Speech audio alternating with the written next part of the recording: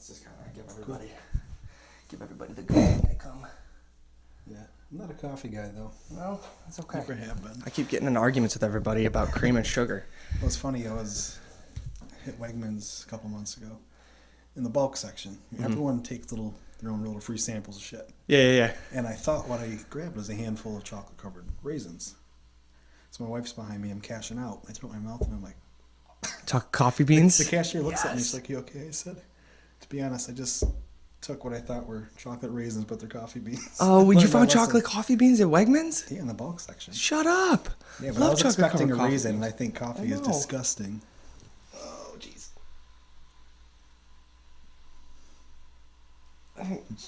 There's the face. Everybody makes fun of the face. But yeah, that was learn my lesson. So I get for trying to take 3 cents of free candy. He goes, this is what we're trying to take 3 cents of free candy. That's savage. That's how the universe fixes itself. There used to be a joint, Nancy's, over in Marketplace. Okay. Giant coffee store. All it was coffee from floor to ceiling. And like they would have to get ladders if you wanted like the specialty top shelf stuff too. But they had the chocolate covered coffee beans. Whenever we go to the mall, we smelled them. I'd push them in there. They got them at Wegmans in the bulk section. That got me going right there. I love coffee. Oh, I can't. I only got like a week left before I diet. Really? Yeah, I started my diet yesterday. Ooh, how's that going? What you doing this time? I'm just trying to, for the Arnold coming up, may have some video shoots and stuff, and I want to look a little bit better before I get there. I'm just going to diet for like a month or something.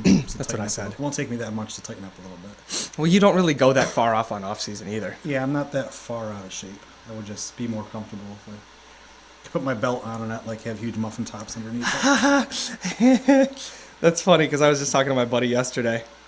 And I was like, man, this is how I know that I'm fat, is when my back fat tips over my pants like a turkey timer. He's just like, he goes, that's too much. I was like, fuck you, dude. I was like, we all know you got it too. Yeah, so I'm not going at it like a full contest prep. Just bring food down a little bit and do some cardio. Well, I remember you said you weren't going to really do contests this year. You're thinking about not. Probably 2019 would be the earliest if I do it. Maybe after that. Just for like your reasons or? Yeah. I've never had an extended off season. In the past 3 years, I've done 6 shows. And it's a lot of stuff. I've been in the same weight class every year. Yeah. It takes time to jump a weight class. And I can't do that in 6 months. How much muscle are you going to build in 6 months? Yeah, that kind of reflects like with my bulk cut sort of thing, exactly. Where I really only get like this much bigger because I only spent 3 months getting big and then 7 months getting cut. And the body too, when you put muscle on or gain weight, it has to hold that weight for a certain amount of time. It takes a while to stabilize. stabilize. It's going to stay there. If you go on and you gain 10 pounds over 3 months, you get right to dieting, your body's like, well, I don't need this. It came on, but now it's going away. Yeah. So I want to get my weight up and hold it. And then, see. But family and career is just so much more important right now. Yeah. And it's not like you're really, struggling. I mean, who cares? Yeah. I mean, but that's the nice thing, though. Like, that's what I was saying with the 28-day cut this year. It's all good. Just 28 days of keto. Yeah, just a month. Who cares? Just 28 days of keto. Because at the end of it, I'll tighten up a little bit. By the time 28 days is up, I'll be back to using, my arm will be back to full range. I'll be able to start putting shit back on there. And that's, for me, but you're nursing, what, the low back issue? And that's from just overuse? Yeah, because I'm an idiot and I deadlift and squat 3, 4, 5 times a week. And yeah, I know how that goes. There's only a few of us in there that actually lift weight. But we were joking yesterday about it, Ellie and I, about going to Gold's over here. Never been to Gold's over here. Or Worlds. I've been to Gold's over here. That's the one we're talking about going to, is Gold's. I used to be a member there. Because he's trying to move here to Webster. This is where his family lives. But I was like, I want to go to another gym. The only problem I have with Worlds is when I go, there's no one there. The one over here. Oh, yeah.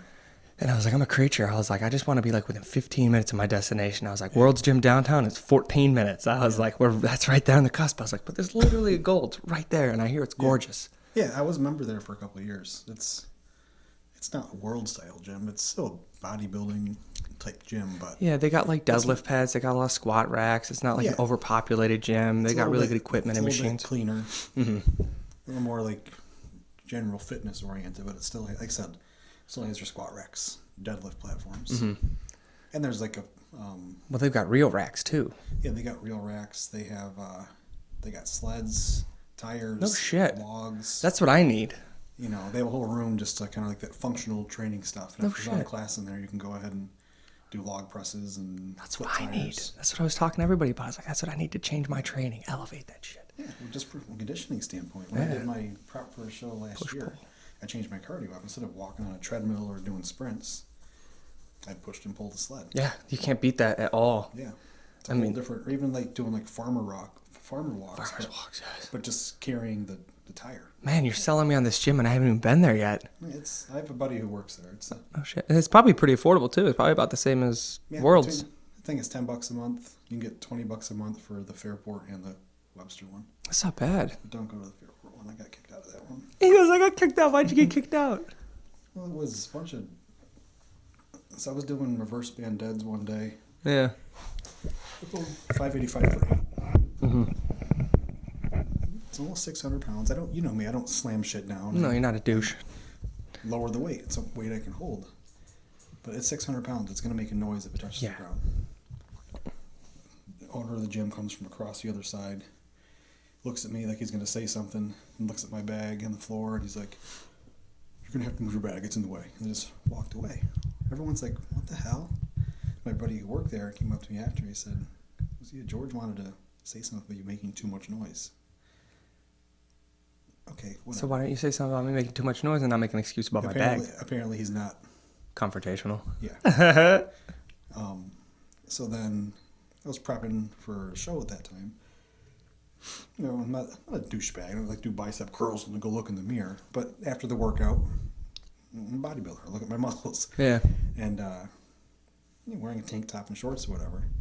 And then my friend who worked there, because this guy wouldn't come to me, he said, George said, no more posing on the gym floor. You get kicked out. I said, why? It's Gold's gym. Yeah. We're not annoying about it. I said, well, it makes some of the other members uncomfortable.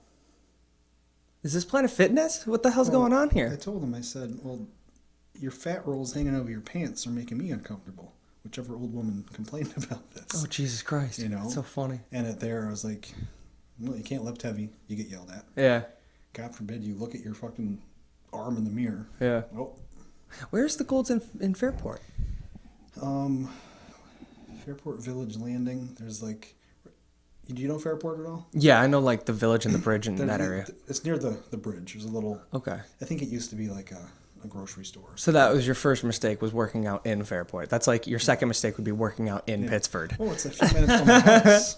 So I was like, oh, cool. But I don't know what. He just moved more towards the direction of general fitness and... Yeah, because I got a buddy who works out at the Worlds over here, and he also works out at the Golds over here. Yeah. And I see more of his videos online, and it looks more like, I don't want to say like a Planet Fitness, but it's got the really tall, huge ceilings with the big-ass fans, and it kind of looks like that, and then it's got the open floor plan. So it looks like when you walk in, it's a Planet Fitness, but not Planet Fitness colors. It's Gold's Gym colors, Gold's Gym equipment. Yeah. So I don't want to go to another Planet Fitness where I'm not going to be able to lift. Yeah. So as long as I can go there and I can lift. Like, that's not to say I won't keep both memberships. They're only like $20. Never had issues at the one in Webster. The guy who runs and owns that one, he actually used to promote, what was the show? The Night of Champions, IFEB show. Oh, the one out here? And, nice. There used to be a professional bodybuilding show in Niagara Falls. Yeah. So he used to promote professional bodybuilding. So at heart, he's a bodybuilder. Yeah. But... That's not bad. So. That's like the guy out in Worlds. Yeah, he does the same sort of thing. He's a bodybuilder, and that's kind of what he does. I just realized that I posted this, and I didn't tag you. I just wrote your name. That's all I did. This is how you can tell that I'm so new at this. I definitely fucked that up. That's 2 for me already. I've already messed up two posts today because I don't IG. Hi, we're here. We've been here the whole time. You guys have just been watching us. Yep. Life on Record presents the Stories Here in Township with Steven Mott. Welcome him, please. He sounds a little bit nervous. A little nervous. A little nervous. Need more caffeine in me. Is that from this morning's workout? Is that why? Yeah. Is that just drained you? Yeah. Woke up and I didn't have breakfast. I went right to the gym. Oh, Jesus. Why wake up and go? That seems like a little bit crazy. Gotta be crazy. I was going to be off today, but woke up and it's like, I'm going to the gym. It's kind of felt good? Yeah. Yeah, because you're usually, 3 days on, 1 day off or something? I try to be, but it's usually every day. I was going to say, you might enjoy this during the nice weather we're talking about on Wednesdays, going and doing something outside the gym. Oh, yeah, stay active still. But Yeah, like going to play Frisbee golf, going to the driving range, going to like Rock Ventures or Red Barn or the ropes courses, or like there's a list of places that we bought, like the jump place in Henrietta or Oh, yeah, Warrior Sky Labs or Zone. something. Just do something on a Wednesday that's not in the gym when the weather starts to get nicer. yeah. Everybody's like, Frolf. I was like, I don't even know how to play Frolf. Shit. Yeah, that'd be a good idea. That'll be fun. I was like, we get a gang of guys. We walk in, they're like, who are these fucking guys? It's the Well, crew. even with its Sky Zone, I don't know if they still do it, but They'll section off an area for just adults, well, too. they do, but they have dodgeball leagues. Yeah, they do. Like, I would fucking love that. Well, when I went in Florida, I went with all my big guys who powerlift and stuff down there, and they gave us one entire room to ourselves for an hour, and they just threw a bunch of dodgeballs in there and just had a guy watching us. I was like, Oh. no shit, that's So cool. every time I go, now I'm a little kid at heart. Yeah. So I go with my son, he's 3 years old. I'm the only 30-year-old guy out there jumping around like a little kid. You're the But only they- 3-year-old who looks like a 30-year-old. Well, and the 10-year-olds are as tall as me, so. But It's so silly. when they first did it, there wasn't really like age restrictions. I bet you some fat guy probably landed on some small child. probably. And it But, didn't like- probably hurt him. He probably just like paralyzed him. He's Yeah, probably well, petrified. I remember before I'd play dodgeball, be me, maybe one other adult, and a bunch of like, teenage kids. Mm-hmm. It was fun, but now it's like you can only play with your age group. Yeah. And how many? Usually, all the adults there are just sitting there watching their kids. Because they don't And do now that shit anymore. They Yeah. have the jousting thing too. What? Yeah, you walk across the plank, two people with jousts, and knock the person off. No way. Like, I want to challenge a father and say, show your kid who you are. Yeah. Let's do this. That'd be so fun. My kid knows I'm awesome, so if I lose or not, who gives a shit? I'm about to But- make your Yeah, day. the dodgeball league would be awesome. That's cool. We're actually going there. My son's birthday's in 2 weeks, so Is he turning 4? he's turning 3. Just 3. about 3. Yeah, just about 3. That's so cool, man. It's his favorite place. So How's your life changed since you become a father? I mean, because you have 2 now that are within a year and a half of each other. Evan just turned 1 in November. Wow. Eli will be 3 on February 9th. Wow. It was a big change. Yeah.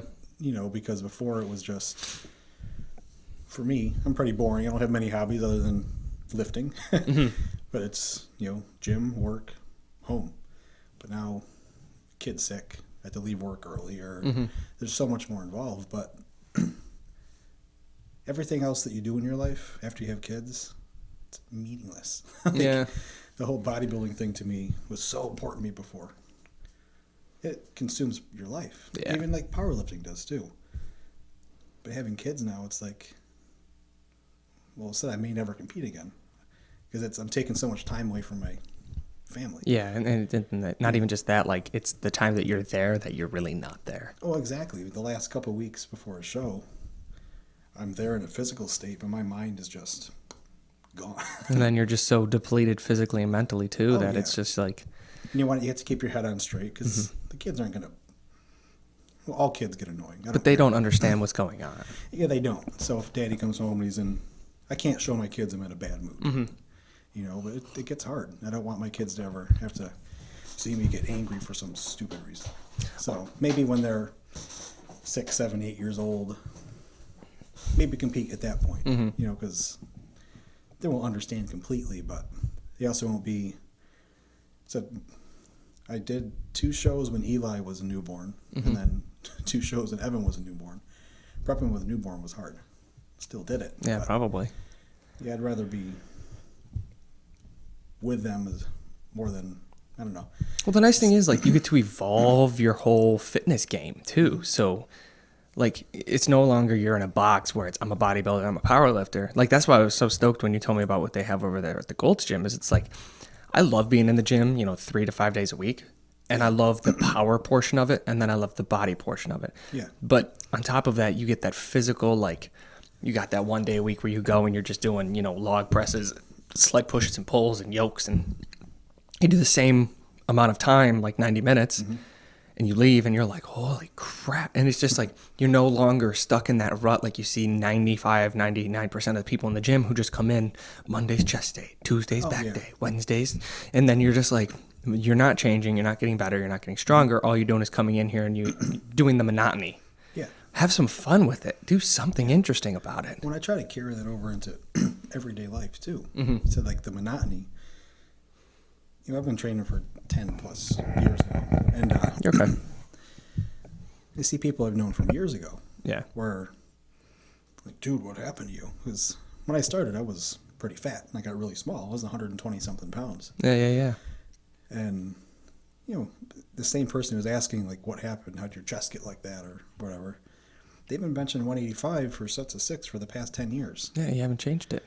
The same thing, but carries over to that same mentality bring over to everyday life, too. Don't be, I don't know, I'm never content. Yeah. I always want better for my family, for my kids, for career. Same thing in the gym. It's a nice, like, conversions, though.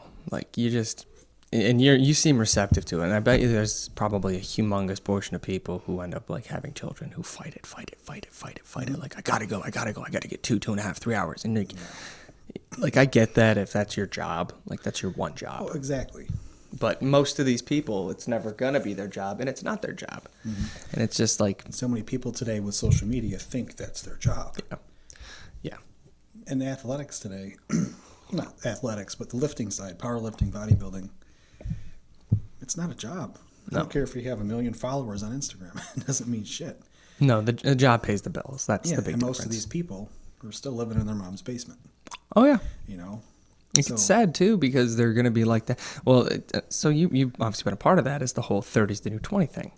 Mm-hmm. So everybody who's getting into their 30s, they're still partying and going crazy like they are in their 20s. Yeah. Like, I stopped being crazy when I was like 23. Yeah. I'm still crazy. Don't let me lie to you. But, like, I stopped being crazy like that, where I would go out and I would, like, polish off an 18 plus pack and, like, hang out and do whatever the hell it was I did. I don't do that anymore. Like, if I have drinks, it's like 3 or 4 drinks, and that might be a couple times a year. Yeah, there's more important things in life. Yeah. It's just the balance. The balance is, but other people don't seem to prioritize it the same way. Yeah.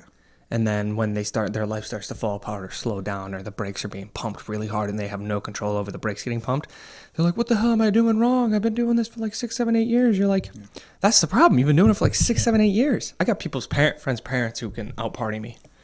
And I'm just like, you must have just kept going while your kids were like born and getting grown up and stuff like that. You just probably kept fucking going. Yeah. It's just like an interesting dichotomy, though. Yeah, it's just part of growing up. I never was in the party scene or anything like that, but still from... You got to witness a ton of cool stuff, though. Yeah, but like early 20s, I started trying to get on a career path. Mm. I still have friends from high school and college and stuff who are working part-time jobs because they can't get anything. Because they're starting now trying to find a career. Yeah. Well, jumping into a new career when you're 30... It gets really difficult, especially when there's someone who probably just got out of college with the same credentials, if not a little better. Exactly. I mean, I was just listening to an interview with Henry Rollins, and Henry Rollins was like, people were telling him how like, oh man, you just got so lucky and this and that. And he goes, dude, when we graduated from high school, he goes, we all had the same blank fucking piece of paper. Mm-hmm. He was like, I just chose to write on it. He goes, you didn't. Yeah. Like, he's like, we were all given the same opportunities. Like, I just chose to take them. I chose to take these risks and that risks. He goes, you could have done them too. And they're like, no, it's not like that. It's not like that. You're like, it is though. It is. And I'll even admit that I've had so many chances that I haven't taken just because you're worried. Oh yeah. Well, it's jumping into what I do for work now. The company I was with before, I was there for 6.5 years. And I do like industrial type work. Mm-hmm. And I'm not mechanical by nature, but I just get out there and I learned by kind of getting thrown out there and figure it out. Mm-hmm. And I got somewhat comfortable doing that. But I was looking for a change. I'm in sales, so what you make is based on your performance. Mm-hmm. So for me, leaving a company, which really I could have been paid more, but going to a whole different business sector, which I knew nothing about, it was scary as shit. Oh yeah, probably petrifying. I had no idea what was going to happen. Luckily, just with my work ethic and my drive, I've done pretty good with it. Mm-hmm. But you have to take risks. You have to. Yeah, because if you're not going to. And if you fail, well, you learn and you move on. Yeah, I mean, Failure's how often not is bad. anything easy coming to you that you actually are happy you got? Exactly. And failure is not bad. We've all fallen on our face. It's just how you get back up after that. For sure. Same thing, bring it back to the gym. You're squatting and you fell in that 7th rep. Mm-hmm. Well, you get your ass back up. You keep you keep going. That's how you progress. I'll admit I've never failed on a squat because if I walk the weight out, I'm like, fuck, let's walk it back in. This is why I've had to put it down because one of my friends, he's like, dude, your ass. I was like, fuck you, dude. But yeah, like, that's one of the few ones I refuse to fail on. Just that's scarier on failing than scaring on like a benches to me. Oh, yeah. Scaring on a bench is petrifying because you're like, holy crap, look at all this weight, blah, blah, blah. And I got the clips, and if I got no spotter who can't help me get it off, I might end up in a squat. Nah, that's just such an ego drop right there. Bench press, who cares? Everybody fails on bench press. Either that or nobody's even close to you. But on that squat, you're just like, oh, no, oh, no. It's so scary. So where are you from? Like, where were you born? I was born in Canandaigua. Oh, you're from CDEX. You're out from where Dan is. Oh, he's out there? That's where Dan lives. Yeah, that's where he was born and raised. Yeah, I grew up in Canandaigua. Moved to the Rushville, New York area, in between Canandaigua and Geneva. Okay. Late middle school, so I went to Marcus Whitman High School. Oh, no shit. We had like 85 kids in my graduating class. That's fun. That's where Tiny. one of our cross-country events and then our, I think it was counties? Counties was held. Or sectionals. It might have been sectionals. Yeah, every year. That's cool. That's like in the middle of nowhere. It is. It's just like got farms around it, doesn't Exactly. it? The school is in the middle of a cornfield. Yeah, that's so funny. Yeah, and that's where I grew up, and just me, my brother, and I have a half brother. Mm-hmm. You guys all moved out there, and you just kind of raised up there. So what was life like living out in the middle of Podunk? Just like it sounds. It's like it sounds. There's nothing to do. Did you ever tip a cow? Is it possible? No, but our neighbors did have cows that would continually get out of their No shit. pen.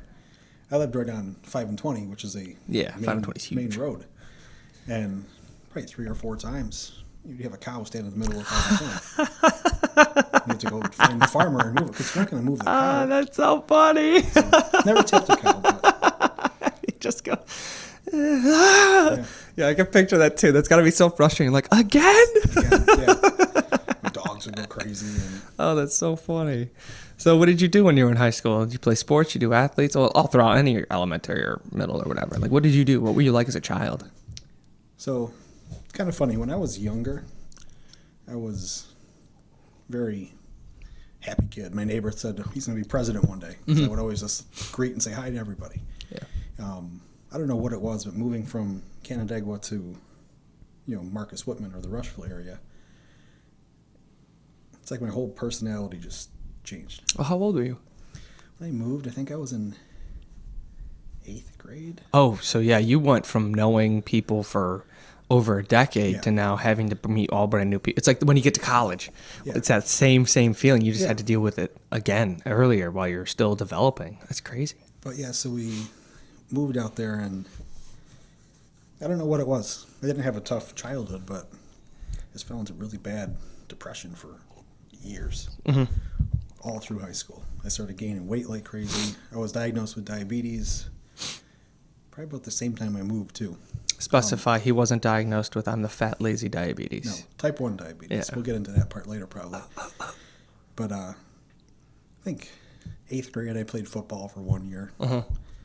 Then I kind of found that playing Madden was a lot easier. I could eat chips while doing it. I could eat chips while doing it. So I started gaining weight, and I hated myself. Yeah. Funny thing was I always had that competitive nature in me, though. I probably looked kind of funny playing gym class. Had some fat kid out there going balls to the wall, but No, those was my favorite. We had a couple of those kids who were just like natural born athletes who were just overweight as shit. And Yeah. you were always scared. You were like, not only is he athletic, but he's fighting genetics too. oh yeah, and maybe subconsciously I felt like I had something to prove or whatever. But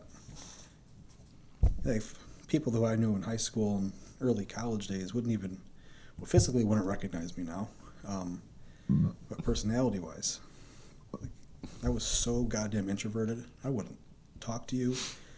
I used to have both sides of my lip pierced, long hair over my face, hood up. Just wouldn't talk to anybody. Yeah. And now I'm completely. What do you think that's from? Do you think that was just from having to move or? stress? I've thought about it over the years. I've never went and talked to any therapist or anything. I refused to do it. My parents and school tried to make me do it. Mm-hmm. I really can't. I don't know what the hell caused it. I went through a similar thing when I was in 9th grade because so the way the middle school school structure works in Henry, where I'm from in Henrietta it was K through 5, mm-hmm. and then you'd have 6, 7, 8 in one building, 9 had its own building, and then 10, 11, 12 had its own building. So after all the middle schools would go through 8th grade, they'd all converge on 9th grade, the academy. A whole new group of kids. Have like that year there before they get reintroduced to the high school because there was just so many kids. So my friend Bradley refers to it as my dark phase because I wore like only dark pants, dark shirts, dark jackets. I wore bandanas. I had hats on. I wore sunglasses inside. That's what he calls it dark. That's what it referred to it as. And it was for me like I recognized that I didn't have what I wanted in me. Mm-hmm. So I tried to like clench onto a new group of people. Yeah. And I clenched onto them for a couple years, so intermittently while going back and forth with other groups of friends. But as soon as 10th grade turned around, I completely dropped the act. I started wearing jeans again, and I was just like, here it is. I got white T-shirt and jeans on. Who gives a shit? Oh, I got a moose shirt on. Like, I was trying to like become something else, like fighting with yourself, sort of thing. And I don't know. It's always a weird like perspective. I'm like, why the fuck did I do that? Like, who are you, stupid? Oh yeah, like.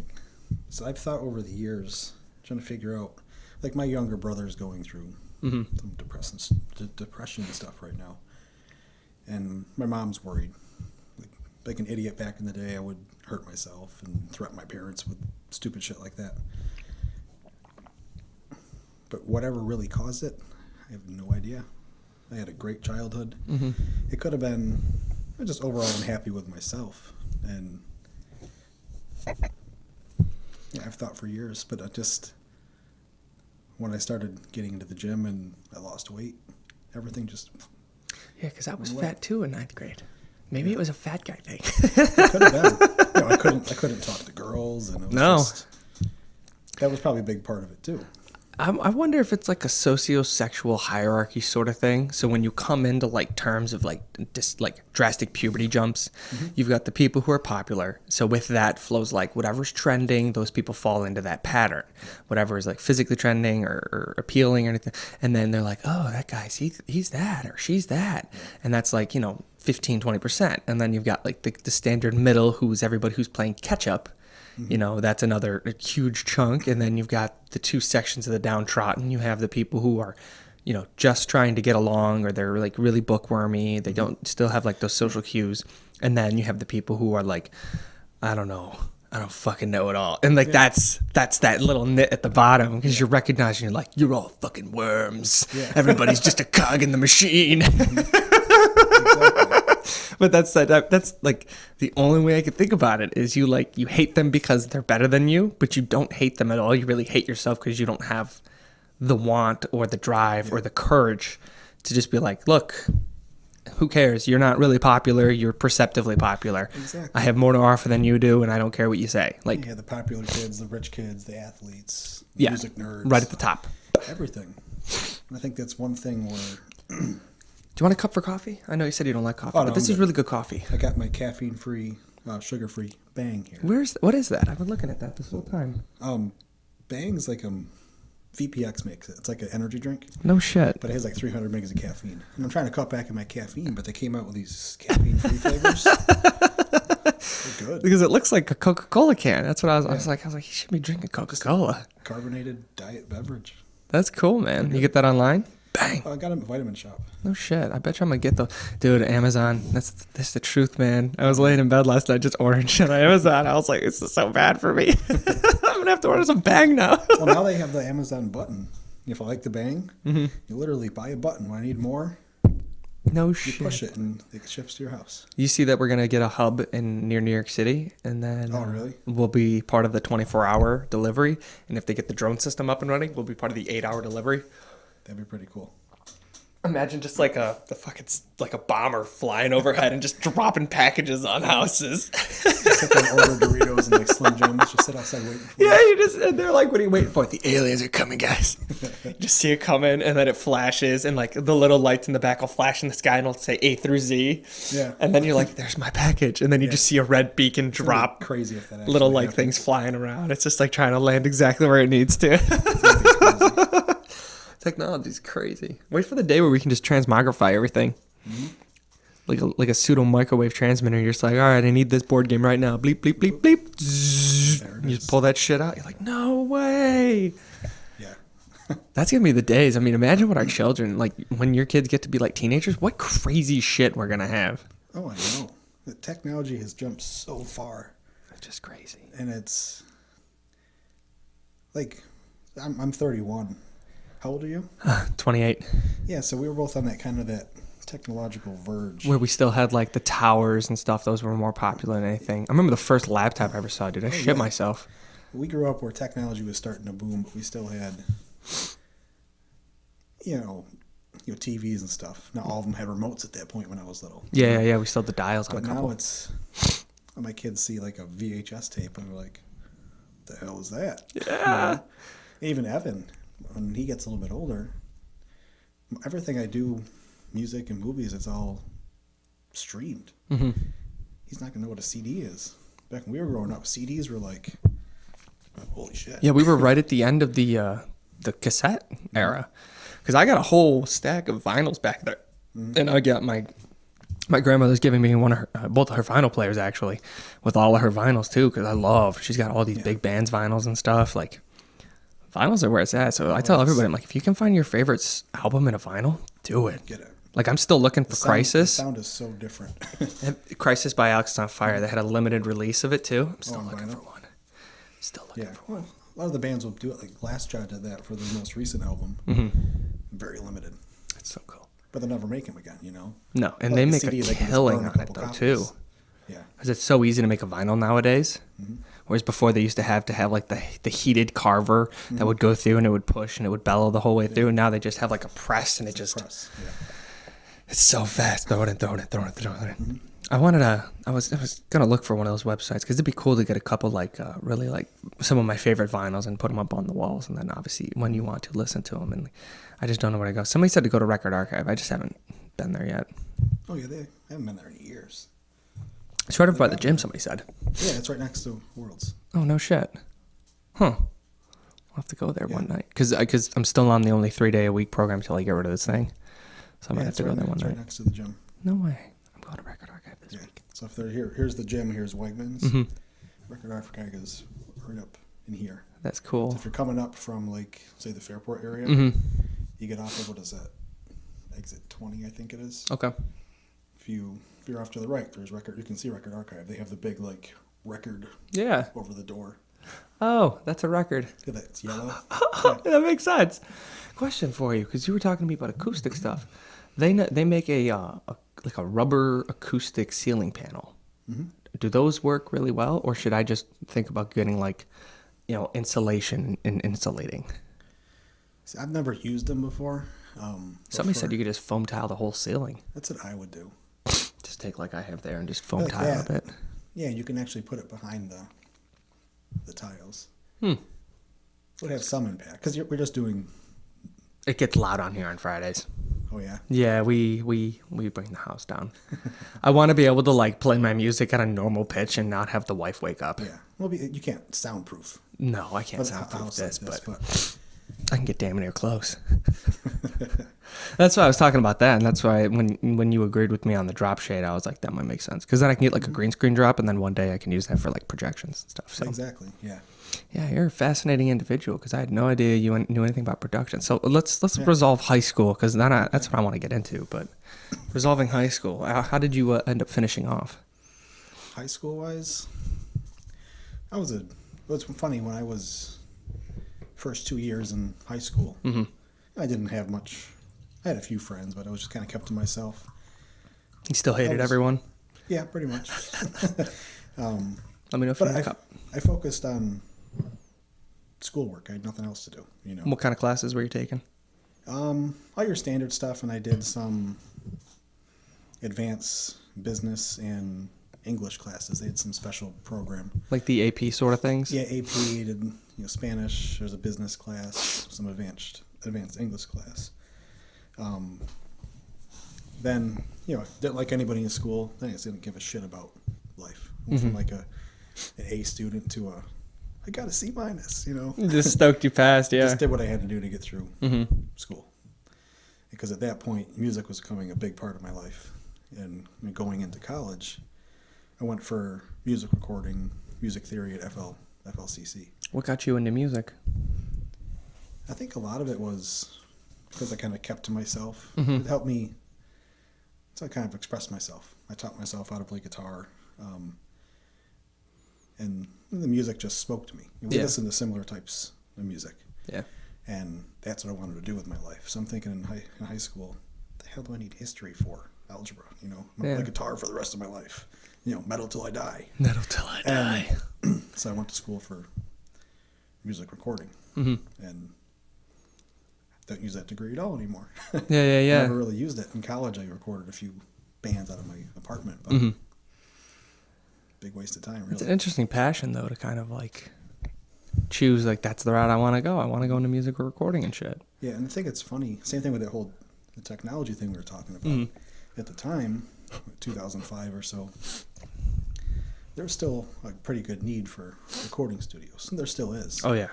But with technology today, I could pick my guitar up and record something on my iPhone and make it sound pretty damn good without the use of a studio and all this. Yeah. And out of the whole class, we had all the kids in it. Not a single one of us is doing music recording today. No way.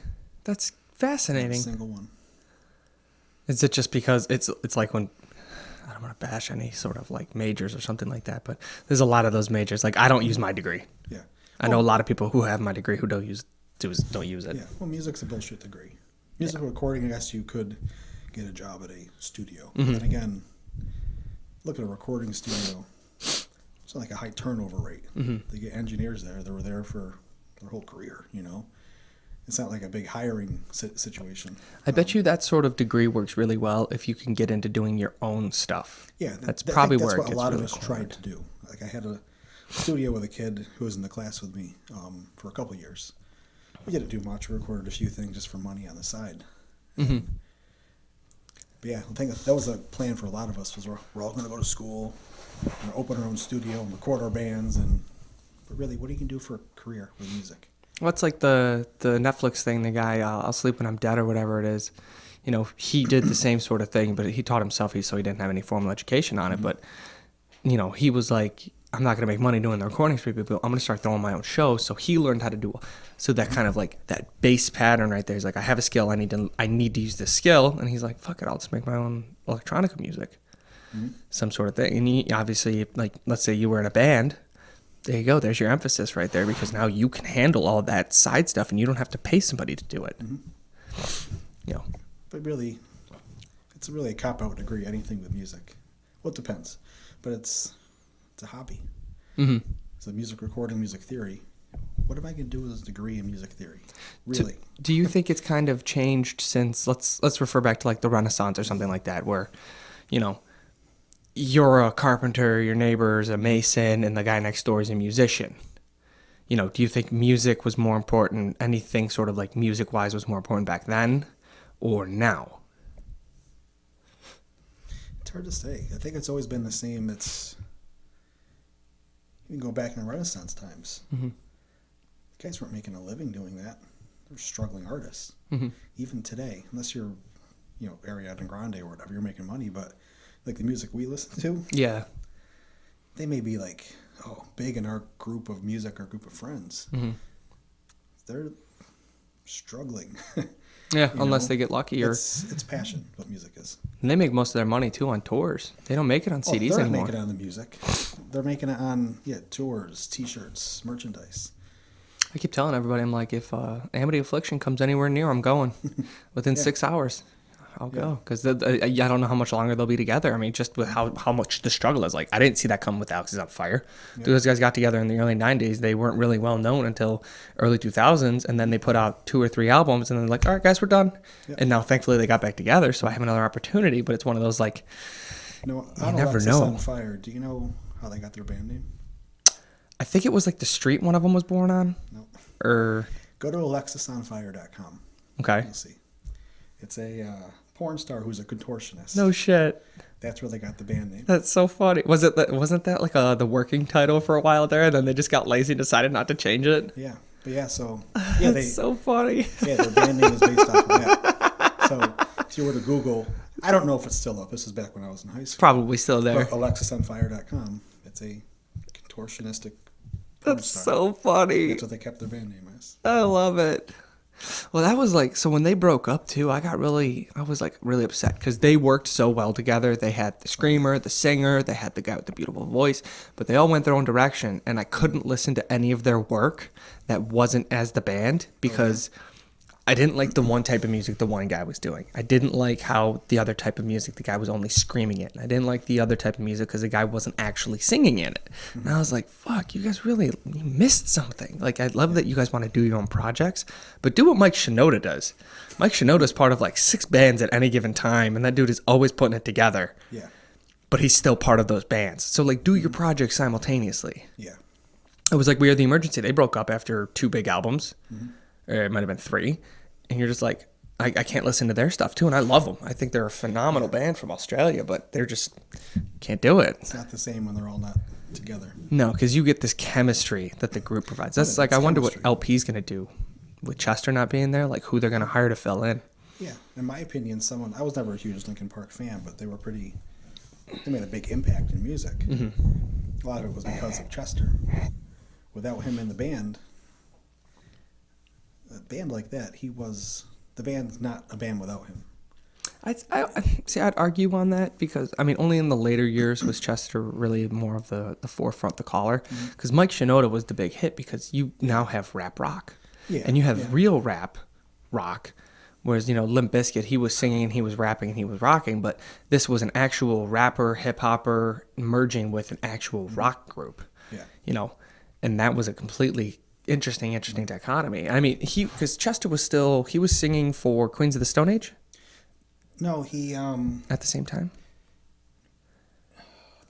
Was another band. Stone Temple Pilots. No. STP, yeah, it was STP. Yeah, because he replaced, I think, I might be getting the band screwed up, but one of their bands from back in the 90s. Because their lead singer died, and then he filled in, Yep. and then they got mad after the first album. They're like, don't be him, be you. It's like, okay, I'll be myself. And then Chris Cornell, same thing. Wasn't Chris Cornell covering for someone else? No, he was doing his own solo track stuff. Yeah, he's doing his own solo stuff. Because that dude was amazing. Yeah. But then, like, those two both died. Boom, boom. Just, you're like, wow. Similar fashion, too.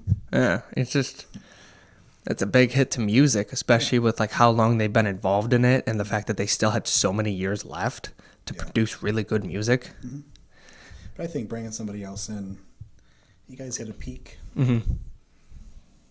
Like I said, I was never a big fan of Linkin Park, but people want to remember you as Linkin Park. Mm-hmm. Not as a band who tried to hang on for too long, and it just, all of a sudden, Linkin Park's a completely different band. Like a band like Thrice. It's a good call. It's a good call on Thrice. Look at them from 10, 12 years ago to today. Not even the same band. It's the same guys. It's not Thrice anymore. And I haven't listened to any of their shit in God knows how long. I'd say, like, Metallica's probably the only band that really stayed consistent the whole time, right? Yeah, really. Because I would even argue away from, like BFMV has changed a lot. Avenged Sevenfold, they were really hardcore, and then they got more moderate. That's when I fell in love with them. And then they really softened up, and you're like, come on, guys, give me back. I know you got some problems with your throat, man. Work on it. But it's just one of those, like, there's always that peak. So for LP, the peak stride for me was everything from before they were Linkin Park up until partway through Minutes to Midnight. Minutes to Midnight was like the Fluctuation album, where like half the songs were still reflective of the old style and half of them were going to the new. And then the album right afterwards, you're just like, what the fuck did you do? Yeah, it's not the band so much, it's just the producers. Yeah. This will sell more money. This will play in the radio. Oh, and it did. It did play in the radio. Mm-hmm. But when I went to concert to see them, and they started playing stuff off the new one, that God bless us everybody sat down.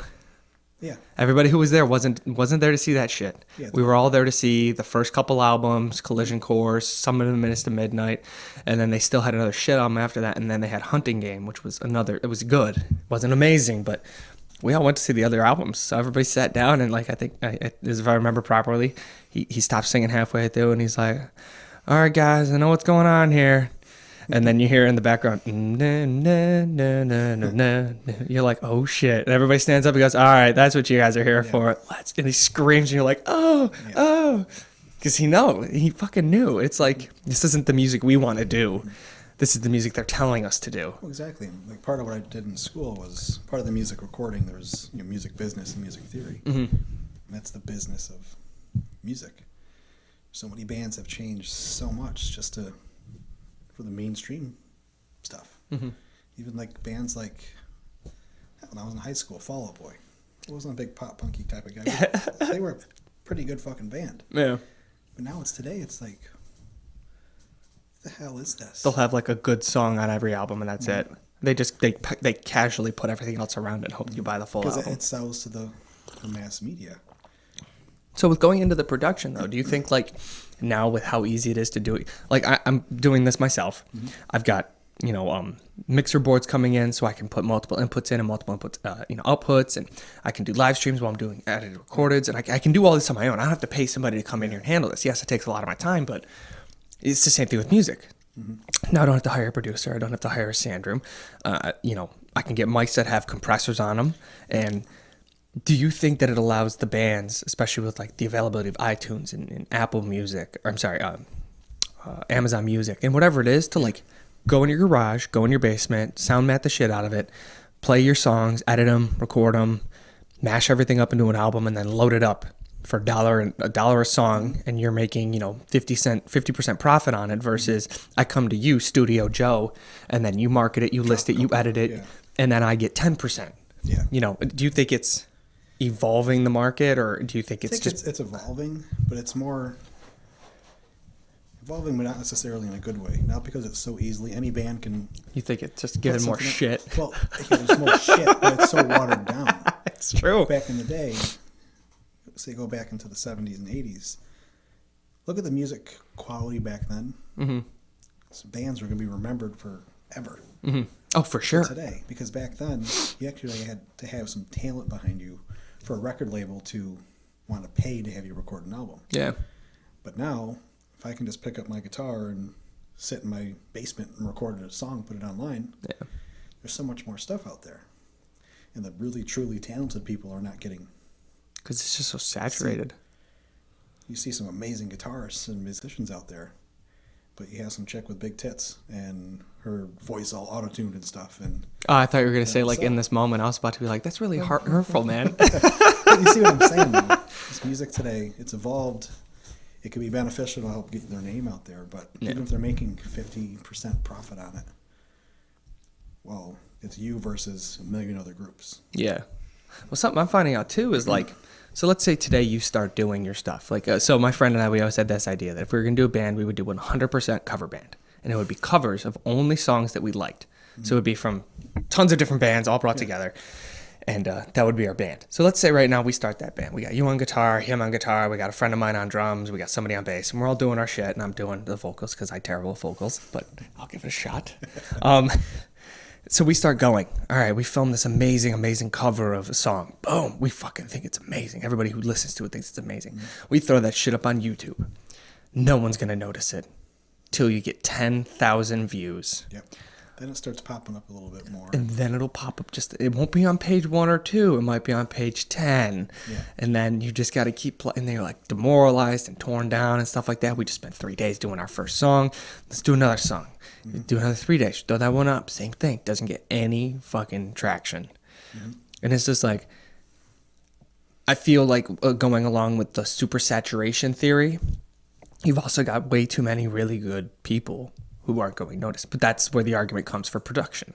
Mm-hmm. Because they've got the whole namesake, they've got the quality control, they've got the connections and stuff like that, and that kind of gives you more. So I guess it's one of those, do you want to fight the slow, grindy battle, or do you want the easy way out and you'll make 10%? Mm-hmm.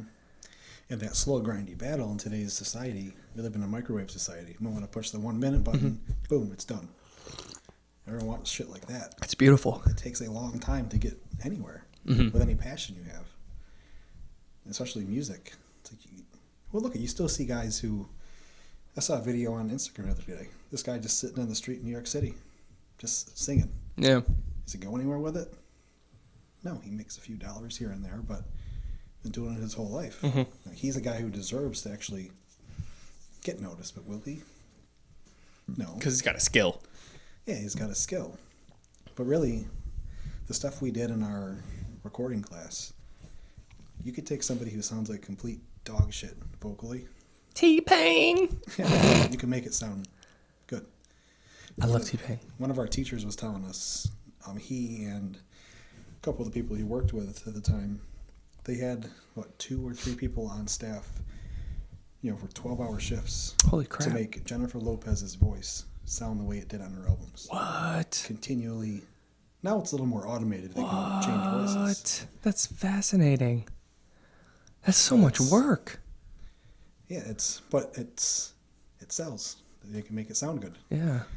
Now, I have an ear for it, and a lot of stuff I hear on the radio today, you can hear that shit. Yeah, you can tell right It away. sounds You're like like, robots. it's flustered. Somebody messed up with that a little bit. That's why I kind of like the music I am into, the hardcore metal stuff. You're not auto-tune somebody who's screaming. It's probably going to sound pretty close to the same on the album as it is in concert. Well, the other thing, too, is with a lot of those bands, like the stuff we listen to, is you go back to their pre-release stuff, like their EPs or LPs before they were actually a band. That's how you recognize. You're like, okay, so you guys are the exact same on album as you were when you were recording in Joe Schmo's garage down the street. Yep. And that's what's interesting is because you have to be good. Like, you have to have vocal controls. You got to have flexion. You got to have enunciation. You got to have clarity. No, you don't. If you want to go in there and sing like this, I'm going to go through and, like, hyper my fucking voice and make it sound probably pretty rad, but you know what it is. I don't know if it's true, but, like, Newfound Glory, I always have heard that, like, when they play live, they have somebody backstage controlling his vocals to go No shit. try to sound somewhat close to the album. Is it true? I don't know. It could be. It seems reasonable. It is, because they became a pretty big band. Pretty fast, too. People go to a concert, like, what the hell did I just watch? People get disappointed, but they make it sound good, then, yeah, they're going to sell more. That was like I saw a concert with him, and the dude was just chain smoking the whole time on stage. And you're just watching him like he's sitting. And I give it up to him, man, because he could hit his notes, he could hit his everything, but he's just chain smoking the whole time he's up there. I was like, this must be what it looks like to be in production with you right now, because I doubt you could, like, if you're going this short between smokes, like, I doubt in a studio they're like, all right, you need 5 minutes. He's like, no, I need cigarettes in here right now. Like, god damn, that was crazy. That's probably why their music on the album sounds so similar to in concert, because he doesn't get all nervous that they go in front of a microphone and sing for an album. It's like, fuck this, it's just a flow. Shit.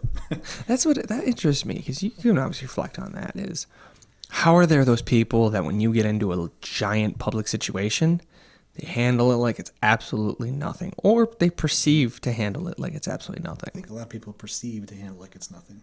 You don't think there's really anybody who goes up there who's just like, this is nothing?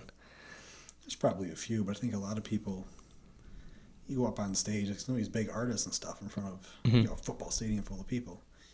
You can't tell me there's not part of them that's shit in their pants right now. Oh, I would hope they were. That shows they're human, but it also shows their skill for them to be able to get up there and still perform. Yeah. Public speaking is a fear for almost everybody. Getting up there and performing in front of all that. What do you think that comes back to? Like, that seems like a really, really common thing. It is a common that thing. Almost everybody has. Like, why? Yeah, what does that, like, evolutionarily tap into? I wonder what that's connected to. Because human beings are social creatures. Yeah. You wouldn't think getting up and talking in front of 20 people is going to make the everyday person nervous, but it does. Maybe, like, it's from, like, tribal where it's like, all right, who's making the decisions today? And then we're like, Steve is. And then Steve's like, and then you quickly realize maybe we end up picking poison berries because I told you to go to this grove and we want to go hunt this tiger over here. And we didn't realize that a next tribe over has been hunting him and they've lost like 4 people to him. So then we come back and I've got to deal with it. Like maybe it's like an overwhelming sense of responsibility for the awareness that you have that other people are fully listening to what you say. I think we're all self-conscious. Even the most confident person in the world, they're still self-conscious. And when you're put, on the spot like that, like what is it? Where are all these people thinking? I deal with it. For what I do for work. Yeah, I don't have a problem speaking in front of people today. 10, 12, 15 years ago, like when I was in high school, I remember my senior presentation in front of the whole auditorium. It was the scariest fucking thing I ever been through. I was probably like stuttering. Oh Jesus! Oh Jesus! But now I can talk in front of people. I don't care. But the whole the saying of pretend that people aren't there or they're in their underwear or something. Yeah. Because that knocks them down a level. They're not threatening anymore. Yeah. Yeah, I guess that makes sense. But what it is, I don't know, because that is a very common, I want to say fear, but... It also interests me because they always say that, some people, when they get scared, they get erections. I'm like, what is that? What kind of evolutionary biological advance is that? What is the reason for that? You're like, I'm so scared right now. Let's go. You're like, there's a closet right there. We can get in there right now. And then you tell the story years later. You're like, so Daddy got really scared, and that's why you're here. That's why you're here. Maybe it's the fear, like this might be the last possible moment to spread your genetics around or something like that. That's probably what it is. That same part of your brain where it's like, oh shit. I hate those moments where you're just like, I wonder, and then you think about it, you're like, no, fuck, that's probably the exact reason. As stupid as it is, it's probably the reason. It probably is. So, you obviously get out of school, you end up going for this music production. Did you ever produce anything of your own, like that you, like your guitar work or your vocals or anything like that? Yeah, not that I... just small little like EP stuff. I had a band in high school and college. What was the band called? They Came Like Ghosts. It was it's kind of funny. We had like a death metal kid who was a drummer. Yeah. A couple of emo kids, hardcore kids. It was a big mix. It was kind of like a... And this was all people from your high school, right? High school and like around the surrounding areas. And it was... Well, back in the day, that Screamo stuff was big. Hell yeah, it was. But it's kind of funny because we all came from different musical, genres that we liked. And I remember at one point we had like a singing and clap along part of the song, so it was catchy as hell. We had to pay our drummer to play it. He's like, I'm not playing that shit. He's like a, blast beat kind of guy. And, so we did stuff. Oh no, I can't find any of your stuff on YouTube. Well, it was on Spotify for a while. That's so fun. I was trying to secretly get it just so I could play a song. It was on Spotify, but it was taken off. I don't know who put it on Spotify because we played like 2 concerts and they're like, hey, fuck this. Oh, that's cool though. So you guys had to pay the drummer to play the song because he did not want to play the song. Didn't want to play that catchy clap along shit. Hell yeah. Clap your hands. Yeah. But so then I my own just stuff for myself. My acoustic stuff. There was a little acoustic band that we recorded. I had just little odds and ends little bands with kids from college we record. And a lot of it was just kind of honing our craft with recording. And didn't make a lot of money off of it. But what were your more like formative bands? Like when you listened to them, you were like, this is what inspires me. Just in general? Yeah, give me a couple. For an inspiring standpoint, I'm a very emotional being. So that's where music was a big part. Like lyrically, I was into more the darker music. Stuff you could like listen to and you could hear what he's saying. And exactly, the music was saying something. I couldn't sit there and just listen to some guy singing about bullshit all day. So it's hard to say what bands really inspired me. But well, so like, okay, here's a big instance. The first time I was able to separate drums from a song, like acknowledge it, was BYOB. Okay. because you always like it's always the guitar is always so overwhelming and it's so powerful, and you got the bass in your ears, and then you've got like the two different types of vocals going on, and then the highs and the lows of the song. But that was the first song where, as I'm listening to it, because I listened to it so many times, I'm like, holy shit, the drums! I didn't realize how critical the drums were to this song. And then I started to like develop an ear, and that for me. So for for my interest in heavy guitar work, it came from like speed metal. For my interest in heavy drum work, it came from there, and then it obviously evolved to bands that had way more involved drums. But it was one of those like, that was a big critical moment right there. And you start to develop the ear for that. Like on the drum standpoint, one band that really stood out back, probably 15 something years ago, was As I Lay Dying. Yep. They had an album called 94 Hours. You told me that dude just got out of jail, right? Yeah, like a year ago. Because he was gonna kill his wife. Yep. Allegedly. But there was a part in that song where it was not the first time, but you had that really fast double kick. The drummer's just sitting there swinging his hair. But you start listening to technically how he drums. There's more to music than just a bunch of sounds in your ears. You can really separate it. And that's where I started kind of delving into music a lot more. I'm starting to pick out, you said, drummers, guitarists, and appreciating music for more than just the sound coming through your speakers. Well, what led you to lead guitar over vocals, bass, percussion, piano? Why lead guitar? Well, back in the day, I was still the introverted kid. You could not put a microphone in front of me. Nope. I wouldn't. I just couldn't. Yeah. And me, like, musically, reason I can't play drums, I can't separate, like, my legs from my hands. Yeah. So I can keep a beat with my hands, but my feet can't do it. And the opposite, if I start using my feet, the whole thing just falls apart. It's like playing Rock Band. You Exactly. recognize so fast. But then the same thing with guitar. If I'm playing guitar, I can't even speak to you when I'm playing guitar. Because you're focused. Just tripping over my tongue. Huh. So at least guitar for me, I didn't have to worry about someone looking at me and hearing me sing. I could just kind of do my own thing with my guitar, and that was it. So answer this for me, and because this was always one of my favorite parts about most like rocky type metal-y songs, was maybe the 5 to 25 second just guitar riff right in the middle. Oh yeah. Did you have those in your songs? Yeah, we did a little bit. Yeah. Yeah. So you got a little bit of the whole like stage shot there, like, oh, he's playing, he's by himself, he's doing it. I'll have to see if I can find some of the old recordings. They're on my old computer, but I think we had. Give them to me. I'll post them on the page, and I'll post them on the Instagram. It'd be funny as hell. That'd be cool. My wife found an old video of me breakdancing, and I was like, I assure you I was better than that. I assure you, because that was like right after I just started breakdancing. I had my first break. It was awful. It was terrible.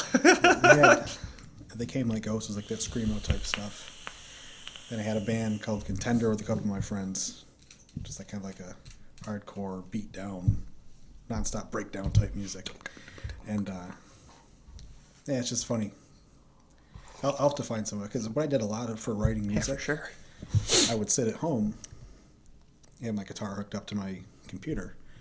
I'd record riffs or whatever, and I had a drum machine on my computer. I would just build whole songs. No shit.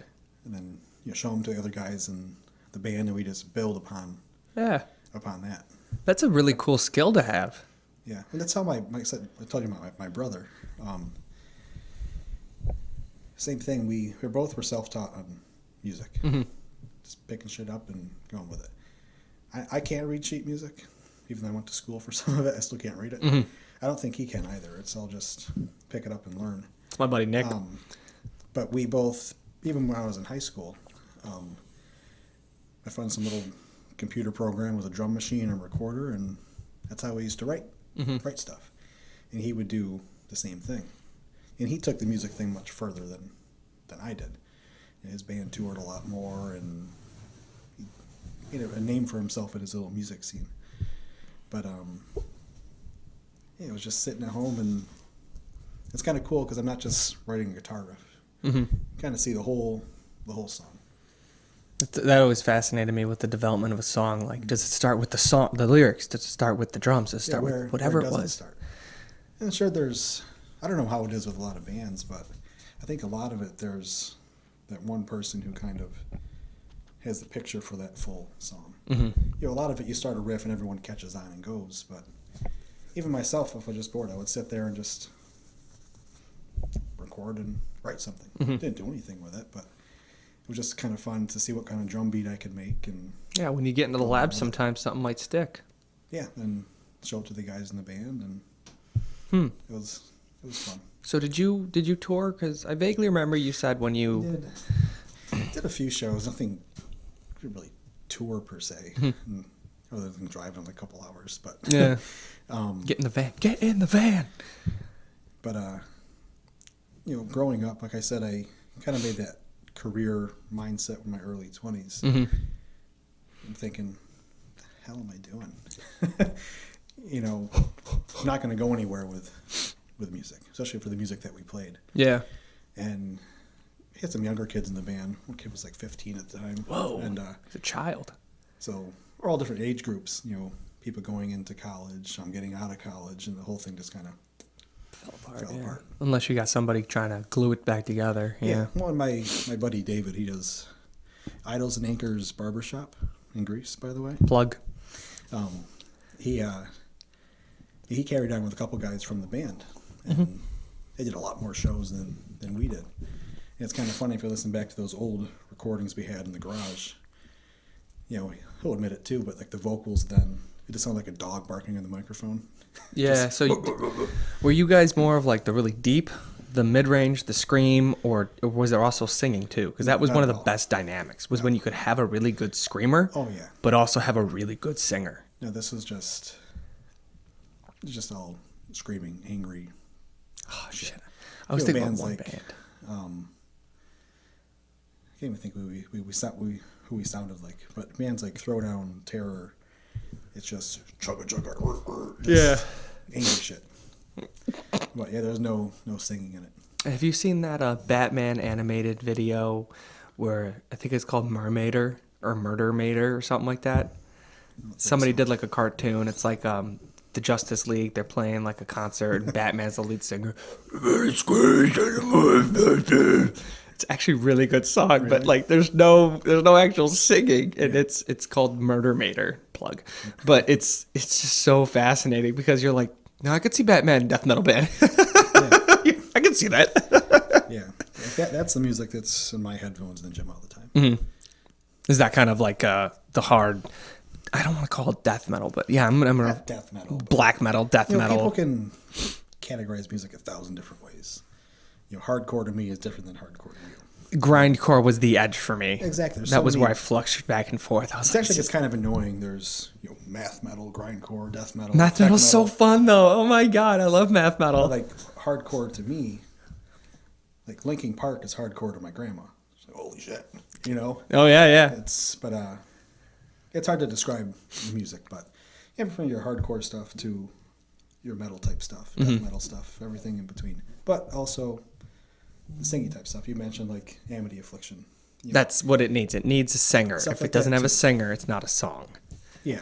And Yes, and you'll yes, you disagree could with me say on that, but it's just there needs to be a dynamic. And if you can have a really good screamer, whether it be high, middle, or low, Yeah. as long as you have the dynamic where you have someone who can actually carry a harmony, that's critical. Mm-hmm. And if you have someone who can do both, fuck yeah, that's off to you. That's even harder now, but like because then you can bring those two worlds together in a way where it's like, I get it now. Like this is passion. This is this is what you're meant to see and hear, and then this is what you need to learn how to decipher. Yeah. It's just a paradigm right there. You're just like, whoa, Yeah. blow my mind. I like all types of music, and you'll probably, I don't know if you know, but who it is, but you know, going through college, one of the classes we had to do jazz guitar, classical guitar, piano, or vocals. It's because they're super dynamic. Well, because music itself, I don't know the word, needs to be an intellectual type person to understand music. Mm-hmm. I don't want to come off in a certain way saying that, but No, say it. it does it mentally to comprehend music and be able to lay it all out and play it. It's a different part of your mind. Some people are born with it. Musicians who can just pick up a guitar or piano and just blow your mind. Yeah. You're not taught that. But because we had to pick an instrument, At the time I said, well, I'm not going to sing in front of people. Yeah, there it I can goes. do piano, but there's way too much going on. So I chose classical guitar, something a little bit different. Mm-hmm. And I found a liking for some of the old classical type of music. Even getting into like opera type shit, which is really weird. Mm-hmm. My wife makes fun of me, but Josh Groban, he's a... Familiar with him, yeah.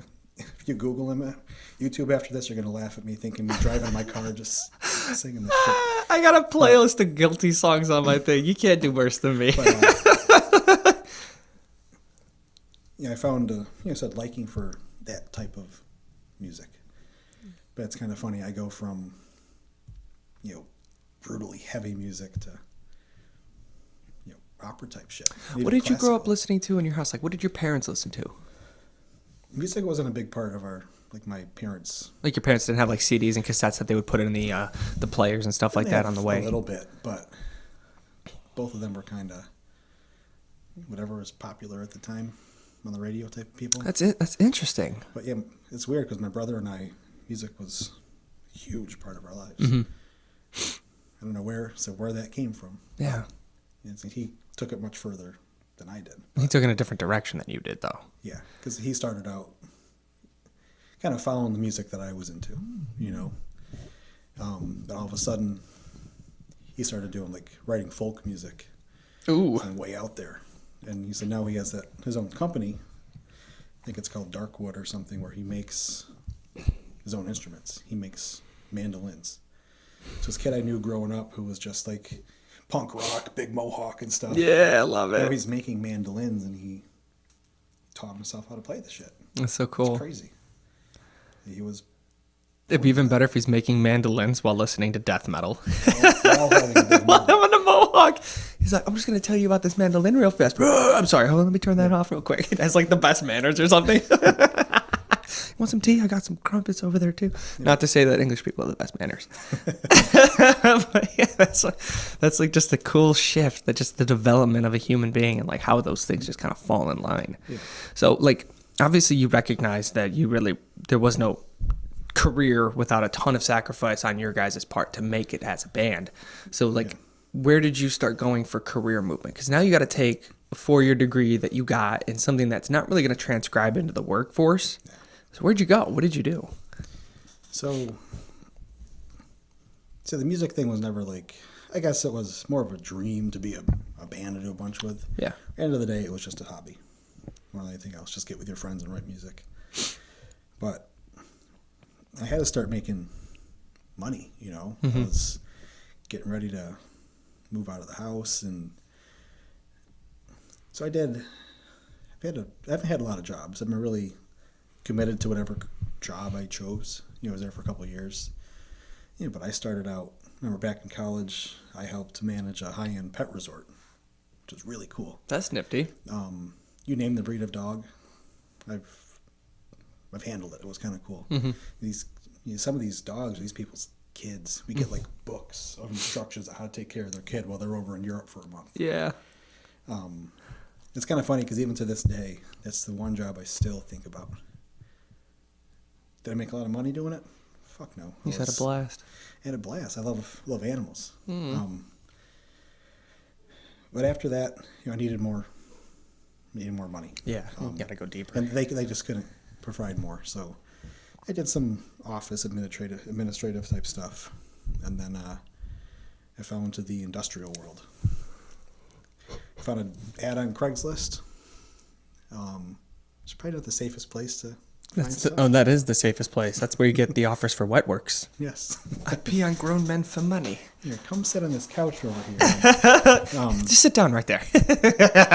I think I had a position just to work in the office, do shipping, receiving, and process orders and stuff. And at the time, the company, the only salesman was the owner. There was 3 or 4 of us in the whole company. I was like, how about we put you out on the road?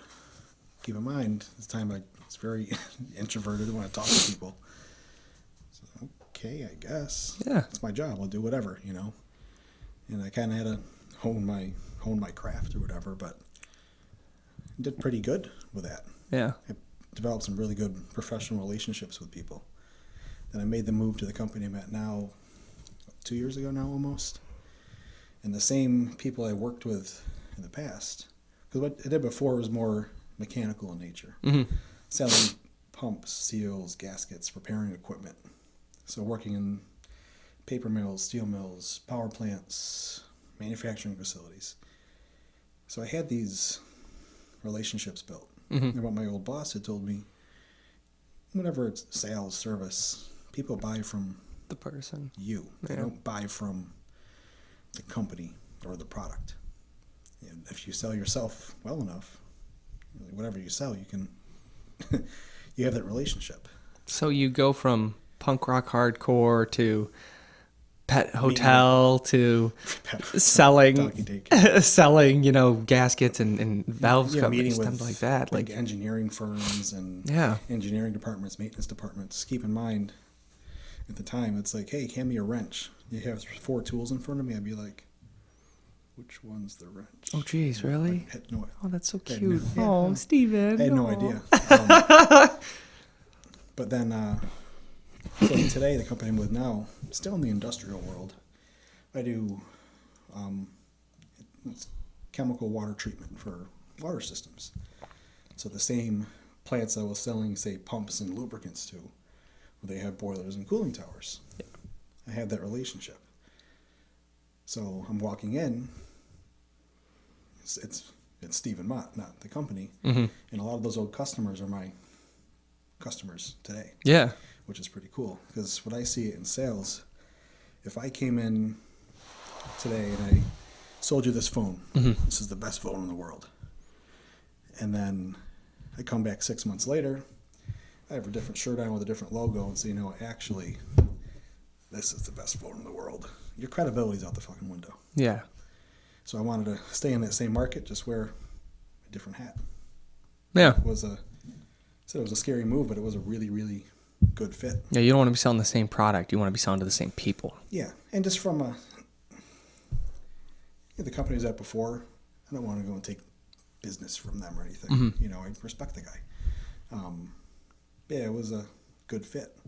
But like the work that I do, some of the customers will ask me, well, what's my educational background? Because we're solving these big problems. I tell them, I got a 2-year degree in music. Like, how the hell did you get into this? Yeah, shit just kind of fell into my lap. I don't know what to tell you. Huh. Just found my way doing it. And I'm just continually trying to learn. And you obviously, you enjoy it, and it's one of those like, every day's not really the same, and you kind of get to go do your own thing, and you've got your own people, your own growth, you got your own, like... make my own schedule. I'm responsible for the territory. So if we do good down there, then I get paid for it. But if I slack off, well, I'm going to have a shitty month of commissions. And I bring it back to the gym again, like we talked about before. The same work ethic I have in the gym, I carry it over to the professional world. Never be content. Oh, I deadlifted 500 pounds. Okay, cool. Next week I'm doing 505 pounds. Yeah. Same thing with the sales. I picked up a new account this week. Okay, cool. Well, I'm going to go in that account. I'm going to find 6 other people in that account to sell to. And that's how it grows. It's interesting, though, because a lot of people don't have that ability to put their focus and effort into more than one real thing. Which is where you'll find all the delusional people. Like, I'm not saying that the fitness industry is full of delusional people, but it is. Where you've got Joe Francisco over there who's, working out and doing his shit and thinks he's the bee's knees, and the rest of his life, it doesn't matter. It's all about getting back in the gym and getting another Instagram video up and getting another YouTube video up, trying to start his channel and motivate. And it's cool. You got to have passion. You got to have drive for it.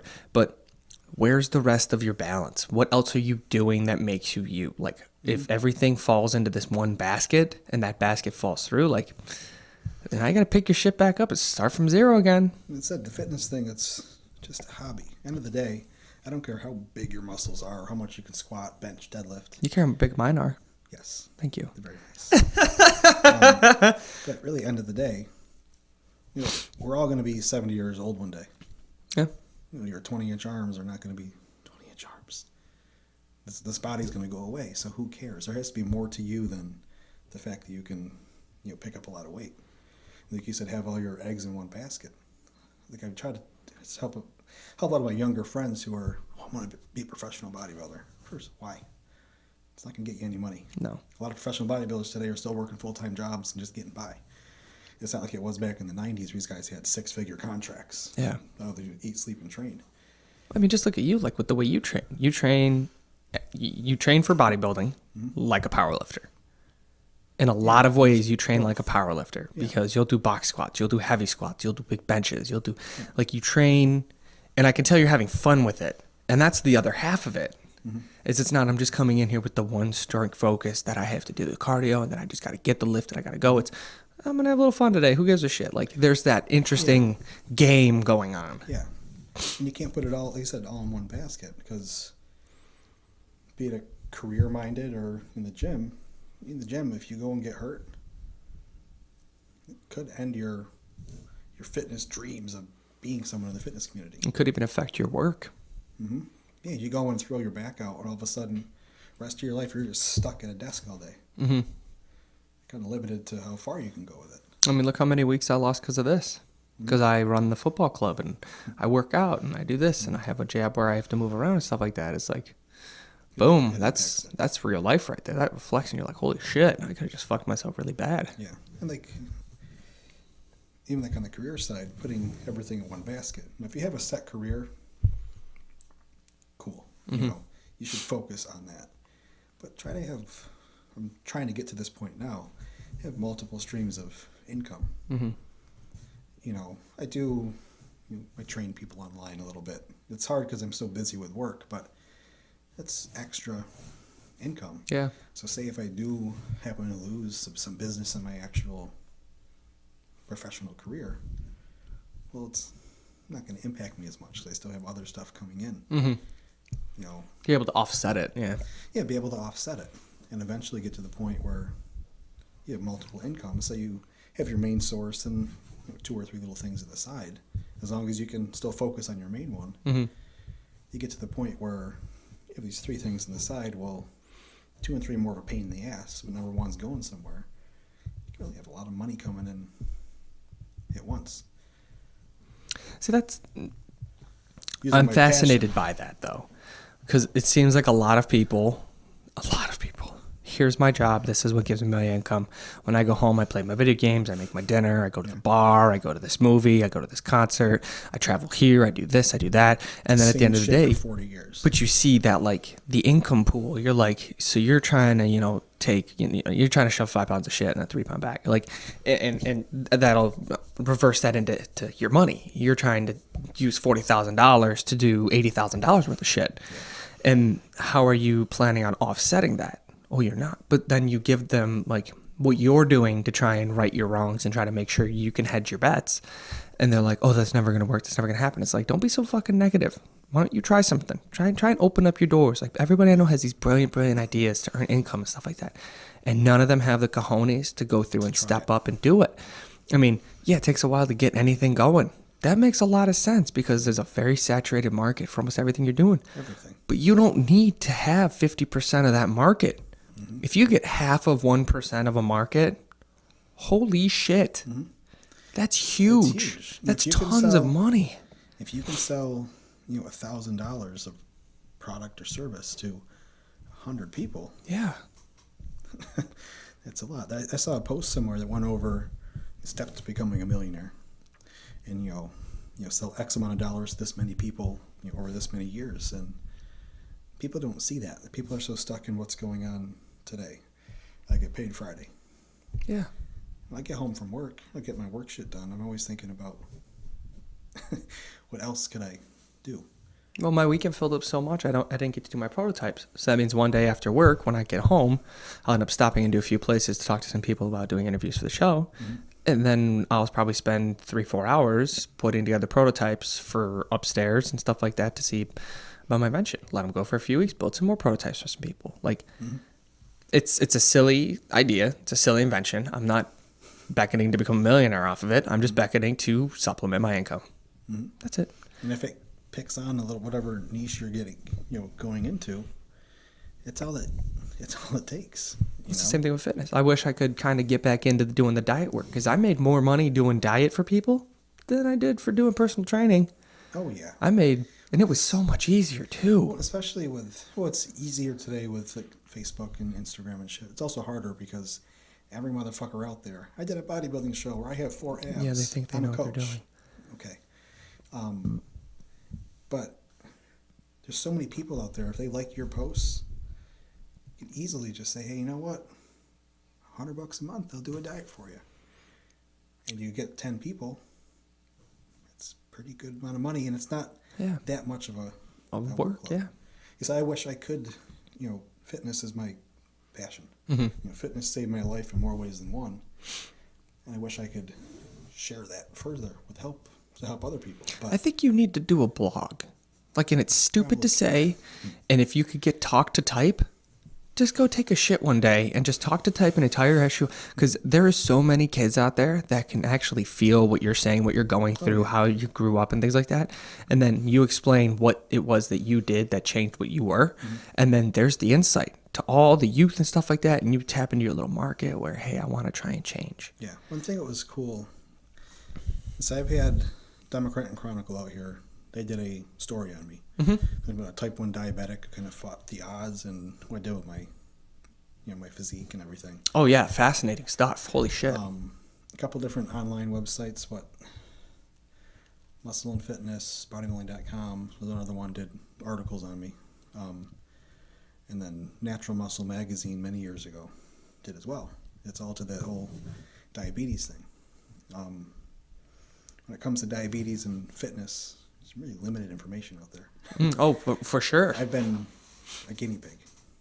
I had to kind of teach myself. I've learned a shitload over the years.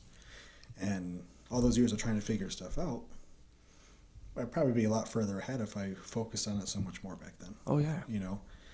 But, with social media today, I'm not a big social media person.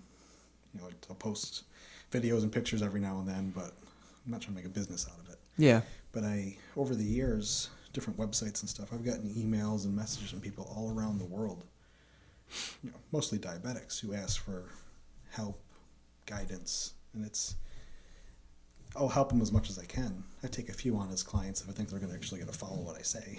Yeah. Most people won't, but you're right. I wish I could help more. Well, what you have what I look for in someone who I ask for help, and that's you've been in the shit. So I'm as somebody who was new to diet work, I'm not going to ask Joe Fitness, who's, 6 foot, 170, 180 pounds, just lean, ripped muscle. And you can tell by the physique, by the build and everything like that, that it's not a person who's ever struggled with fat. Oh, yeah.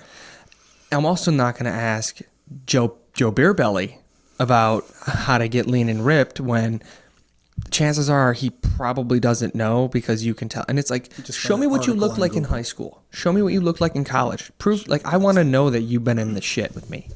And it's just one of those, that's me. That's one of the games I play. I mean, I had a client who was so apprehensive about diet work that I was like, all right, I'm going to do your diet work for you. I'm going to charge you X per week. I'm not going to say how much I was worth, but I was like, I'm going to charge you X per week. Okay. And what's going to happen is you and I are going to diet at the same time.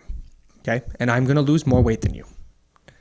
And I'm going to do the exact same thing you're doing. I'm going to show you the calorie breakdown and everything like that, so you know that we're eating the same amount of calories. I go, but I'm going to stick to my diet. And you're not going to. I was like, and what's going to happen is after this is done, if I've lost more weight than you, well, you're bigger than I am, you have more to lose. No, I have less body fat than you do. We've done the math already, but I'm going to lose more than you. So 4 weeks later, I lost 12 pounds. He lost 6. He's like, okay, you do know what you're doing. He goes, let's keep doing this. Let's keep doing. It's to prove it. Yeah. And it's what you said, talking to somebody, a lot of personal trainers and people on Instagram and stuff. I'll get you in shape.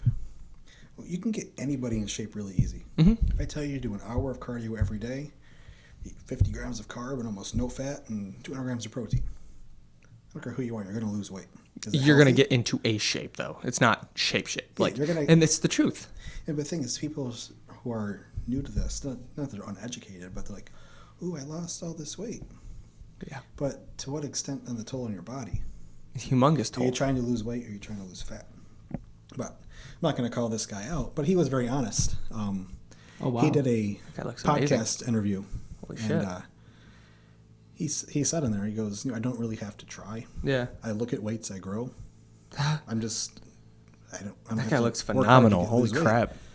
And I give him props for the honesty, at being least. honest. He goes, you don't really have to try. I can lift heavy, I can lift light, I can eat pizza, I can eat chicken. I can get in shape. But then shortly after, he started posting stuff online. Hire me to be your coach. Yeah. What the fuck do you know about being? Said it's my heaviest in high school. I'm under 5'5". Yeah. If you couldn't tell, I'm a mere midget. But He said it, I didn't. I think my heaviest weight I hit was like 210ish or so. Wow.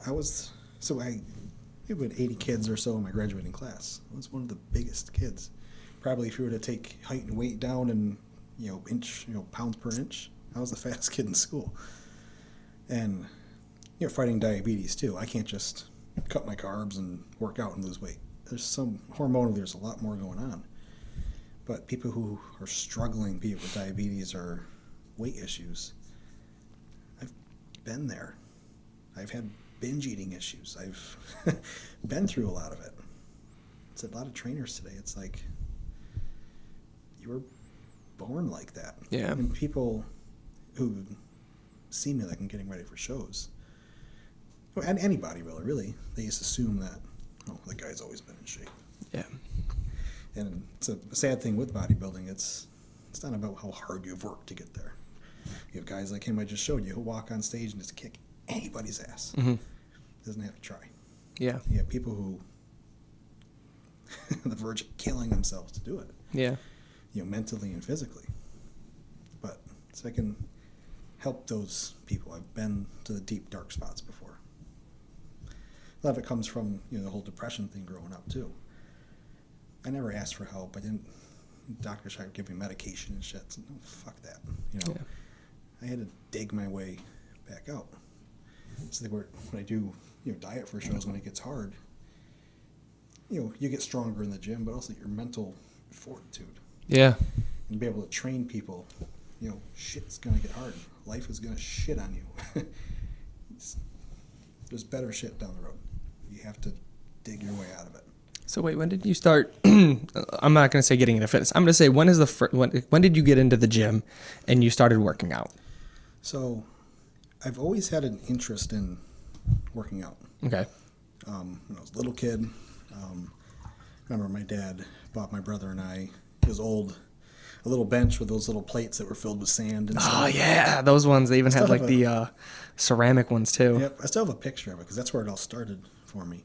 But I would just every now and then, maybe like a week out of the year, I'd work out like, oh, this is awesome. I'm just a kid. I had a gym membership for a while because I struggled with my weight for years. After I was diagnosed, I was diagnosed with diabetes. I lost like 30 pounds in 2 weeks. Wow. Which is part of the whole diabetes thing. But I was 15. I think it was down to like 130 pounds or something. What took so long to kind of register in your body? What do you mean? To being type 1 diabetic. Well, diabetes impacts everybody differently. Mm-hmm. So type 1, some people are diagnosed 2-3 years old. Yeah. But what they've found, there's a genetic component to it, but something has to trigger your immune system. It's an autoimmune disease. Your body sees the cells in your pancreas and think, well, shit, that's a virus. We got to go kill it. Mm-hmm. Well, it shouldn't, but something triggers the immune system. So something along the way growing up triggered my immune system and then killed off my cells in my pancreas. Yeah. But going on insulin, so I was like 130-ish pounds when I was diagnosed. I put on so much weight so quick. That's probably the problem with the artificial insulin is when you're eating, you're just constantly, body's just absorbing and holding it. They did such a bad job of explaining to you what the drug does. The diet they gave me, remember like before bed I was supposed to have a white bread sandwich with cheese. So simple carbohydrates and fat and protein. And they're thinking that, the fat and protein will slow digestion of the carbs, it'll last you overnight.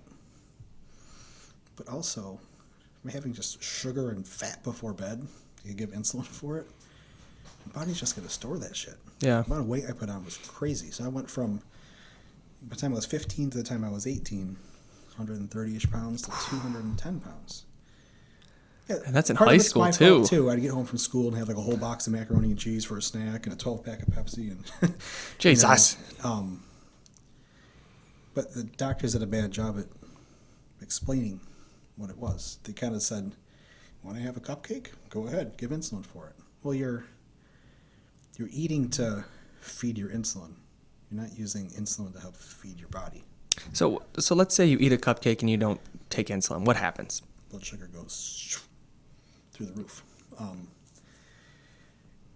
So with blood sugar, be it non-diabetic or a diabetic, and when it comes to like what we do, the fitness side, you want to have homeostasis. Yeah. The body wants homeostasis at all times. So if my blood sugar goes up, well, think about, here's my blood volume. Okay. Here's where my sugar should be. Okay. But it's actually up here. Okay. I can feel my blood pressure picks up. Not pumping maple syrup through my veins, but I can just feel it. It's tearing shit through your organs. Think about it. Sugar's granular in nature. Yeah. Tearing through your kidneys, your eyes, your vascular system. It's not good. Performance goes down, and you're catabolic as hell. Because my body thinks my blood sugar's high, but my body can't read blood sugar. Yeah. What the hell is going on? So it starts to break down muscle tissue, liver glycogen, fat, to try to make more energy. So if I go to the gym and I train, my blood sugar's high, and if it's high for hours after, I'm not building any muscle. I'm not burning any fat. Okay. I'm only just spinning my wheels or stepping backwards. So having a cupcake just without insulin, my sugar is going to just shoot through the roof. I'm going to feel like shit, be in a bad fucking mood. And then, so the purpose of the insulin is to do what? Yeah, so with your body, you have a cupcake. Your body is continually reading, your sugar starting to go up. It'll dose insulin along with it to try to keep your blood sugar in a healthy, normal range. Oh. Huh. But the problem with diabetes, I eat the same shit, same time every single day. Yeah. For me, just routine is easy. It helps me gauge my blood sugars better. But, dieting for a show, my activity goes through the roof. I'm much more active. Hormonally, your body's under a lot of stress. So I can have a day where my blood sugars are perfect. The next day, it's like I just barely touch insulin. My sugars are low all day. When sugars are low, you can't perform. You feel like you're going to pass out. So you end up having to eat something with carbohydrates in it to bring you back up to level. Nothing like doing cardio to burn some calories, burn some fat, and get off and have a pack of fruit snacks so you don't die. It kind of just makes the whole half hour pointless. That's so funny. But then I'll have days where it's like insulin just doesn't work. Yeah. My sugars are high all day. Wow. It's a pain in the fucking ass. So how does insulin work for bodybuilders then? So people say insulin's anabolic. Well, it's kind of quasi-anabolic. It's not really. It does nothing really to stimulate protein synthesis. No, it just helps store nutrients. Exactly. It helps to deliver nutrients. So if you have a protein synthetic response from whatever workout you did, insulin will help to bring the amino acids, glycogen, everything required into the cells. So if we're referring to like a highway system, and during the day you've got 100 cars on the road bringing nutrients back and forth to your body, and you just worked out and you killed it, you destroyed your muscles, destroyed everything, those 100 cars are now still trying to bring the same amount of nutrients, whereas you introduce insulin and now you have 200 cars on the road bringing nutrients to your body. Well, not so much that. No? Think of insulin as like a key. Okay. So your muscle is calling for protein synthesis. Okay. Or fat cells, any cell in your body that needs nutrients, insulin will go through and open the door. So your highway, you have 100 cars going down, and the drawbridge is up. Okay. We're going to be in a lot of trouble if something doesn't happen and start getting more congested. Insulin would open that pathway so the nutrients can get to where they have to go. No shit. So like when my blood sugar is high, all my doors are closed. Wow. So the nutrients can't get there. And my body's thinking, what the hell's going on? We need to make energy. So it'll start breaking down tissue, glycogen, muscle, fat to make energy. And that would be like in this metaphor of the cars. Now you've got all these mechanics and stuff trying to go out and disassemble the cars in the front of the line, so that way more cars can fill in. Yeah, to make more room. No but shit. It's not just, diabetes isn't just, don't eat sugar, you're good. so much more involved. Because I was just going to ask, like, I would figure something like keto would work really well, except now that I'm finding out that you need the sugar to keep your levels up, though. So I've done ketogenic diets before. Okay. Ketogenic diets are actually very good for diabetics. Really? If you are, militant in the sense of finding your insulin levels. So eating carbohydrates. So with your body, the insulin your body produces is active like that. What I use when I give an injection or use my insulin pump, it may kick in about 15 minutes later, reaches its peak life, think about an hour, and it's active for 2 to 4 hours. Whoa. So you have overlapping insulin. So Yeah. if I eat, my sugar goes up. If I do it correctly, it should settle back down to where it's supposed to be. But if I have another meal and there's any overlap, all of a sudden, if I was here, I eat, I go up, and now I'm low. You drop, wow. It's a balancing act.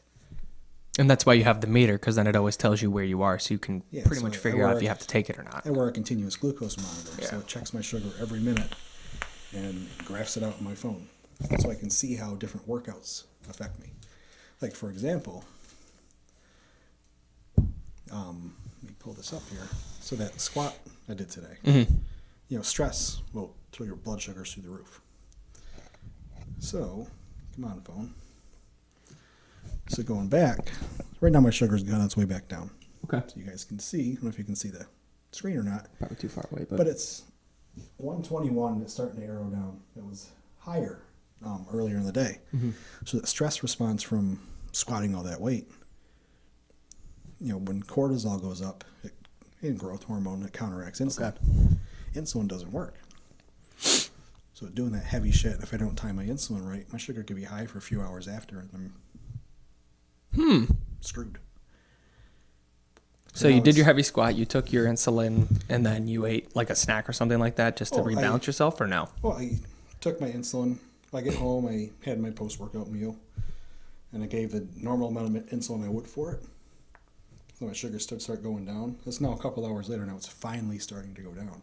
Wow. So that cortisol, epinephrine, norepinephrine, adrenaline, which all cause the body to break down glycogen and bring sugar into the blood, those have calmed down, so my insulin can actually start working. Yeah. So That's what I get for training without eating. That's okay. If I train fasted, so when you wake up in the morning, your cortisol, it's one of the hormones that's responsible for waking you up. Yeah. By doing so, it increases your blood sugar. And your body wakes up. So with the diabetics, they call it the dawn phenomena, where you're really insulin resistant in the morning. And using my insulin pump, I've kind of figured out a way to fix that. But, so if your cortisol levels are higher in the morning, your growth hormone's high during the night, if I go and train or take stimulants on an empty stomach, it's more stress to the body. Yeah. Cortisol goes up. Go put a couple 100 pounds on my back. Yeah. It's bad. But like if I'm training in the evening, like I typically do, I don't have an issue. By that point, those stress hormones are lower during the day. And that's probably from the cortisol. Your body has to break it down or store it again or something like that. Yeah. So you have to wait for it to do its thing. Whereas at night, you've been awake, you've eaten, your body's had time to adjust. From an evolutionary standpoint, when your body, that flight or fight response. So cortisol, these hormones will surge and increase glucose in the bloodstream. Okay. So you have an immediate energy source. When that tiger's chasing you, you can run your ass away. Okay. Yeah. That's evolutionary. That's where it comes from. So it's one problem with like stimulants and pre-workouts and stuff. You're putting your body in a state of constant, like, you don't feel like, oh my God, but you're hormonally, your body's constantly in that state. Mm-hmm. So your body can kind of counter-regulate those hormones, but still, I can guarantee people are using these pre-workouts nonstop every day. Like I don't or anything, but you're having your central nervous system is on fire all the time. And your parasympathetic nervous system, your rest and digest, doesn't have a chance to actually work. Yeah. And one thing you can notice, if you just take a deep breath, you notice me, my chest expanded. That's a central nervous system. Really, when you breathe, it should be through your stomach. Yeah. It's your rest, digest. This is your central nervous system. not that I'm always on edge, but I took a lot of caffeine this morning. Yeah. My body's just in that mode. But it's starting to calm down, and my sugar's starting to get back to normal. That's probably like the same reflectivity where people take pre-workouts all the time, and then they're like, oh shit, I don't got a pre-workout. And then they go to the gym for a week without it, and they're like, I just had these really bad lifts, man, blah, blah, blah, blah. And I'm like, bitch, just fucking do it. You just don't have that extra little pick-me-up. And then You should be able to do it with or without it. yeah, you're just so like used to having that. Like I'm so hypersensitive to all that shit. I take like half of a scoop. Oh, really? Yeah. I'm the opposite. And I only take it like a couple times a week. So if I'm working out 5, I'm only taking it like 3. Yeah. And it might be one day a week where I'll take a full scoop over 2 different servings just because it's probably like my heavy leg day. Yeah. And it's probably from how much coffee I drink, but I'm just so sensitive to all that shit, dude. And it's one of those like, but I see people who come in like, yeah, I haven't had pre-workout in 2 months. My workouts have been shit. Like, go pick up some pre-workout then and stop making excuses. And then I can make fun of you for still being weak. More than a lot of people, they get their gym membership. First day in the gym, they got a belt, they got knee sleeves, and they got their pre-workout. Yeah, they do. Okay. I think a lot of people would be better off backing off on a lot of the stimulant use. Oh, yeah. So I said cortisol it's a necessary hormone, but it can be catabolic at times. So you're going in the gym with elevated stress levels in your body. Yeah. You're training, further elevating it. You know, over the course of 10 years of training, which the amount of muscle and strength you could gain would be much higher if you were more reserved on that. You should also be learning how to use your food to help you in the gym. Yeah. Using adaptogenic herbs and stuff can really help to your body handle those stresses and get you natural energy. What I'm dealing with now, because I said this prep this year, or back 2017, I dieted for over 30 weeks. Oh, Jesus Christ. Which is way too long. I don't know why I tried to do 3 shows, but I tried. And for me, being a natural fat kid and with diabetes, I had to fight so hard to lose any weight. Yeah. But I'm so tired all the time. Just addicted to stimulants. I was to the point I was having, caffeine in the morning. I'd have 2 monsters during the day. Have a pre-workout before I went to the gym. I was pushing over a gram of caffeine at times.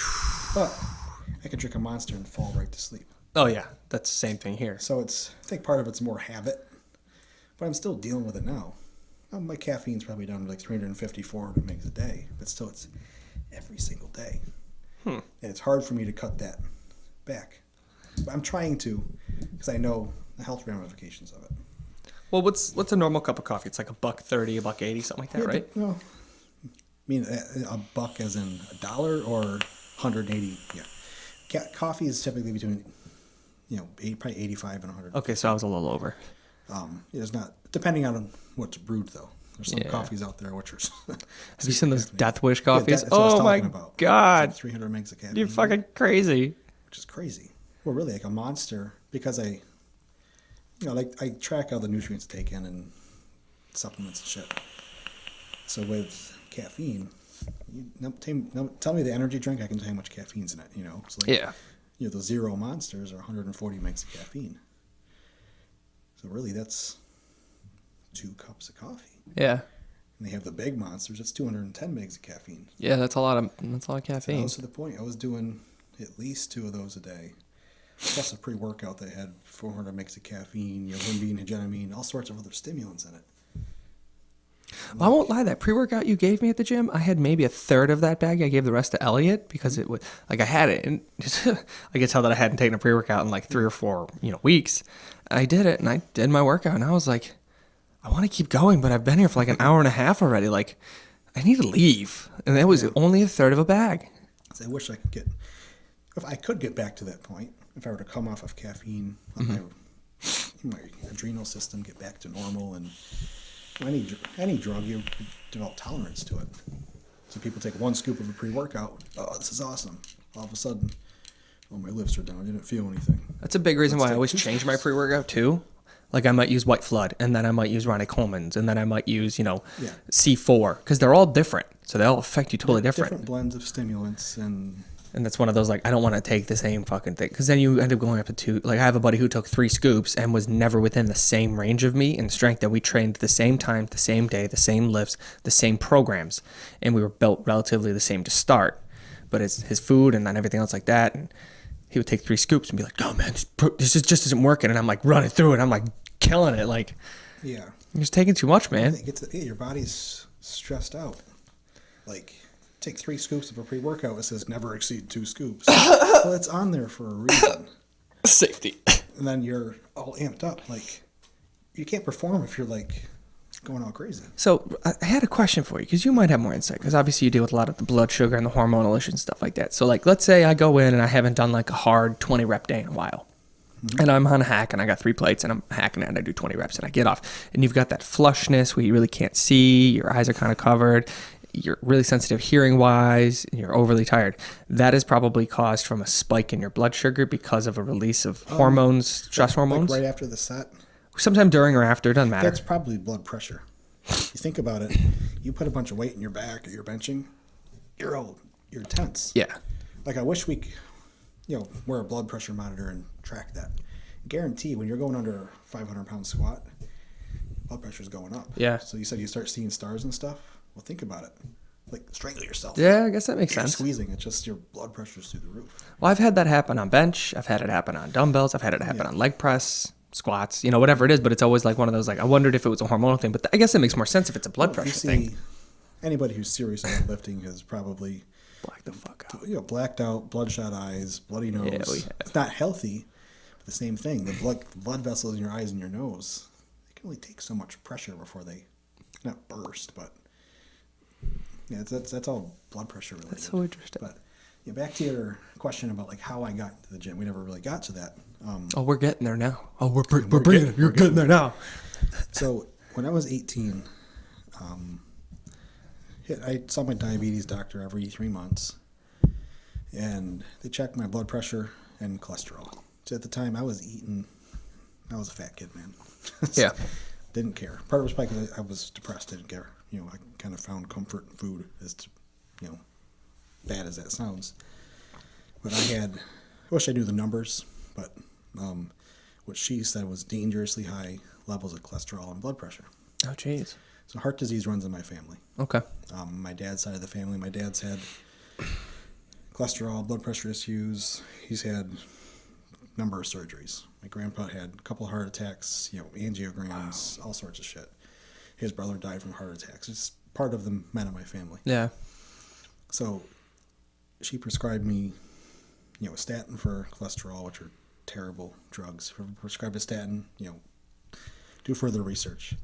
What is a statin for those who don't know? It helps to block the formation of cholesterol in your body. Okay. And then you need cholesterol, though. Oh, you need cholesterol for your sex hormones. Mm-hmm. Not to get too far off topic, I know a guy who was put on statins for cholesterol. All of a sudden, he has low testosterone. Testosterone is produced from cholesterol. So mm-hmm. Whatever hormones are. So you put somebody in a low cholesterol diet, and then give them a statin, muscles can't recover, your testosterone levels just tank. Well, now let's put you on testosterone replacement therapy. Yeah. Well, now you have estrogen issues. Let's put you on. It's just an estrogen blocker. So now you're on, your test and your, yeah. So being that young, I was thinking, I'm 18. The men in my family have like pharmacies of medications. Oh yeah. And I'm a straight edge kid. Came up with the music. No drugs, alcohol, just part of my life. Mm-hmm. So I'm 31. I've never drank. I've never smoked. People think, how the hell do you do that? Well, I just never saw a need. I can be a dumb asshole without alcohol. Yeah. So, give me 2 energy drinks. Let's see what happens. So I didn't want to. I always had that weird feeling about, drugs and stuff. So at that point, I decided, what? I wanted to be in shape. Yeah. I wanted to look better, feel better about myself. So I got into the gym. Had no idea what I was doing. Mm-hmm. I could leg press. I could do the bench press machine. Work my back. I don't know. I had no fucking clue. Mm-hmm. Started eating better, losing weight. So in that first year, went from like 205, 210, down to, I think the lowest was 128 pounds in a year. That's not bad. Lost a lot of weight. That's not bad. But looking in the mirror, I was like, what the hell? So you're losing weight, not really fat. Well, there was fat and... But yeah, you could have... I could have done it better, but I didn't have abs. I didn't see anything. I was still skinny fat. So that's what started my lifting thing. But following up with my doctor, she was like, diabetic or not, I've never seen somebody who had better cholesterol or blood pressure. She goes, I guess the prescriptions are working as planned. I said, never filled the prescriptions. Yeah. So I just started eating better and exercising, and that fixed the problem. And she asked my diet, red meat, whole eggs, healthy foods. And she goes, that's going to cause cholesterol issues. I said, you just told me you've never seen somebody. Yeah, you stupid. So fast forward to today, the medical community has now accepted the fact that dietary cholesterol, unless you have a genetic issue, will not negatively impact your cholesterol. I had someone argue with me because of the China study that dietary cholesterol connects to health, like your body's cholesterol. She's like, just watch it. It's a good study. Yada, yada, yada. It can if, say, your cholesterol is in your burger. Yeah. So you have a double bacon cheeseburger with a pile of French fries. Insulin helps to transport stuff. Yeah, it's gonna because of the carbs with the fats. It has direct impact. Your blood sugar will impact that. Mm-hmm. So that's what started my whole fitness thing, because I wanted to be healthier. Mm-hmm. Then I get down to 128 pounds or whatever, and I was like, the hell? Do all this work. There's nothing here. So that's when I started buying the bodybuilding magazines and reading stuff online. And there was not much information for diabetics, especially when it came to supplements and stuff. Oh, yeah. I spun my wheels for many, many years. Get out of the gym, had a nice hard leg workout. Oh, I deserve a Baconator. Spun my wheels for years. I progressed, but when I started taking my diet seriously, that's when shit really started changing. Yeah. Putting more of a focus on my, not just eating healthy, but eating towards my goals, but also trying to control my diabetes. And that's when the articles on bodybuilding.com and stuff. And bodybuilding.com years ago, I think they still do it. They had Body Space. It's like a MySpace or Facebook for the fitness community. Okay. I don't know how big it is anymore. I haven't signed into it in God knows how many years. But Ironman Magazine and bodybuilding.com had a spokesmodel contest. So all these people put up videos and pictures of why they should be picked. Mm-hmm. Just keep in mind, I'm just a former fat kid, still kind of a fat kid. Not an impressive physique, but some people saw something in it. Mm-hmm. I made it to semifinals, the top 10 of all these people. Wow, that's awesome. To get flown out to LA to hopefully win this contract and all this stuff. Mm-hmm. So I think the top 5 got sent out to California. Oh, that's so cool. But at that time, social media wasn't big. What was there at that time? There was like MySpace and maybe the starts of Facebook. Starts of Facebook at the time. So it wasn't so much a popularity contest, but people had to vote you into next rounds. Yeah. So I had a lot of people that voted me into the next round. It was kind of cool. I'm up. Now, if I ever made it to the finals, I would have gotten fucking laughed at. I'm up against professional fitness models.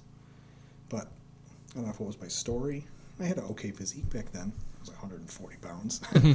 But that was kind of cool for me. And seeing that I could have an impact on people like that just drove me even further. Yeah. So I started taking shit even more seriously then. 2013 was when I first started prep for my first show. And it's taken off from there. Yeah. But, and I know I brought this up before about how you kind of train like a power trainer. At what point in time did you realize that you were fucking strong? Like I said, one of the first times I squatted 315. This was when you were a kid, right? Yeah, my early 20s or so. Okay.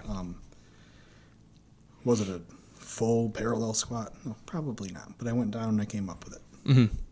Which is pretty impressive because I was probably 140, 50 pounds at the time. I've always liked strength. Even as a kid, I would always watch like World's Strongest Man. Yeah. That stuff was always cool to me. And I just innately, I knew that, a stronger muscle, not necessarily, but a stronger muscle has the capability to become a bigger muscle. Yeah, I mean, look at Larry Wheels right now. Dude just killed those records, and he's done an 8-week program, and that dude is he's 2 weeks out from his first bodybuilding humongous now, and he wasn't small before. He was a 242. God damn, does he look good? Some people get so caught up in the strength side. You have 140-pound Olympic athletes who are clean and pressing more than most people can squat. Mm-hmm. They've trained those muscle fibers, but really, if they were to take that strength they had, if they wanted to be a bodybuilder, well, their working weight for, a squat is more than most people can do 1 or 2 reps with. Yeah. They can grow muscle with it. So I always saw that the stronger I can get, if I can start using a heavier weight for higher reps, be able to put on more muscle. Yeah. Not your standard, go in the gym and do 15, 12, 10, 8, 6 reps, boom, bench press done. Then go over do flies. It wasn't ever appealing to me, chasing a pump or whatever. It's kind of boring.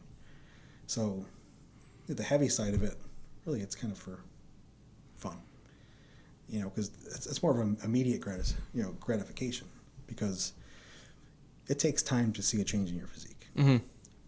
Your standard bodybuilding stuff, 4 sets, 8 to 10, 5 exercises. To me, that just sounds boring. Yeah. You get a pump. Okay, cool. Well, that pump's going to go away. You're not going to see a change in your physique for quite a while. You see yourself in the mirror every single day. Yeah. Over the course of 6 months, you've made progress. But having that strength component, if you squatted 405 for 6 reps this week, and then 12 weeks later, you're squatting 405 for 12. Yeah. Every week you're getting stronger.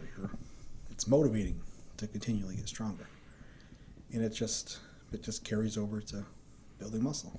I mean, I feel like when you train for... I respect that a lot of the programs now they do that, where they'll do some power training and some... Yeah. But it should always go hand in hand, is because the power, I believe, lets you have a higher working capacity. Exactly. So you might have 250-pound kids. The one trains bodybuilding, the other one trains powerlifting. And then you're like, all right, you both are going to go do a bodybuilding show. Well, that powerlifter kid, his lifts are twice as strong as the bodybuilder kid. Mm-hmm. Bodybuilder guy's going to keep doing what he's doing. Powerlifter guy's going to convert over. And, it might be 405 squat versus 225 squat.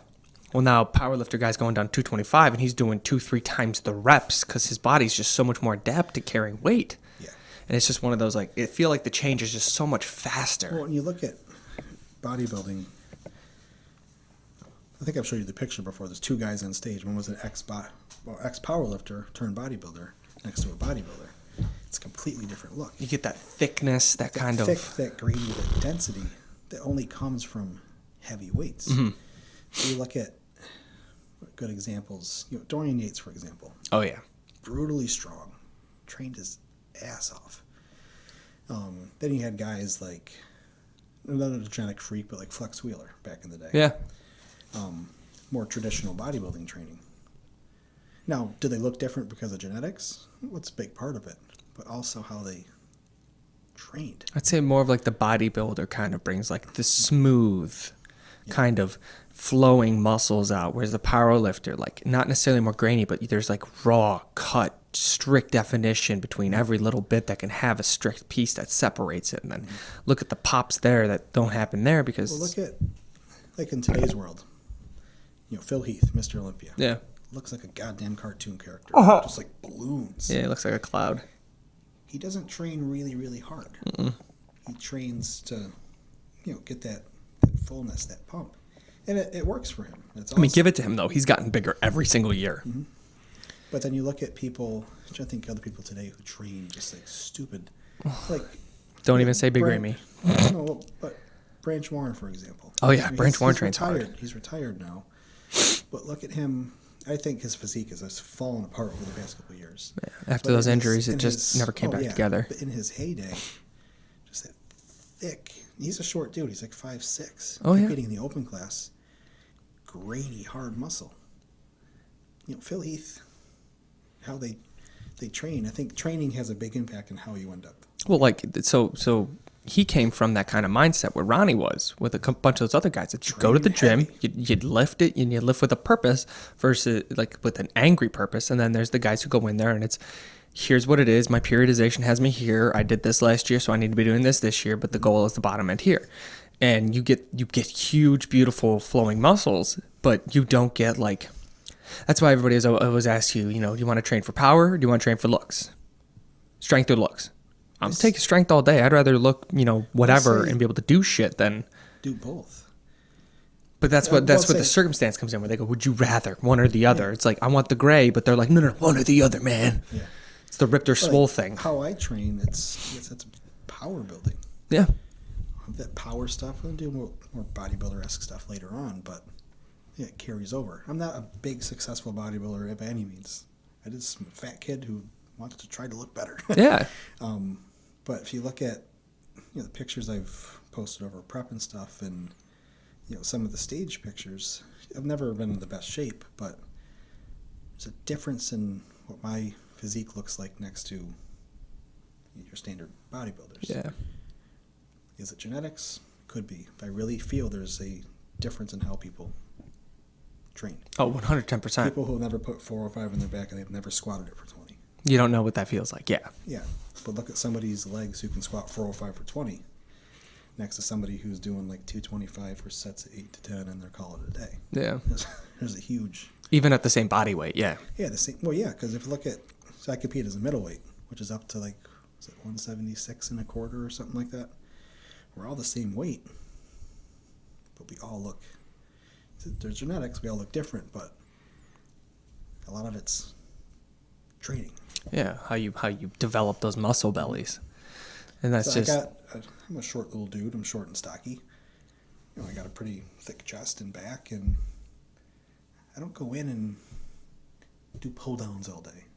You know, I'm in there like an idiot deadlifting 3-4 times a week. Mm-hmm. Yeah. You know, it probably led to some injuries and stuff, but you know, rowing heavy and deadlifting heavy is into a shitload more for muscle development than going on the hammer strength machine and doing rows. I mean, there's even those days, and you can attest this. Like, let's say you go in, you deadlift, and then you go in, and like right after that, you bent row. Mm-hmm.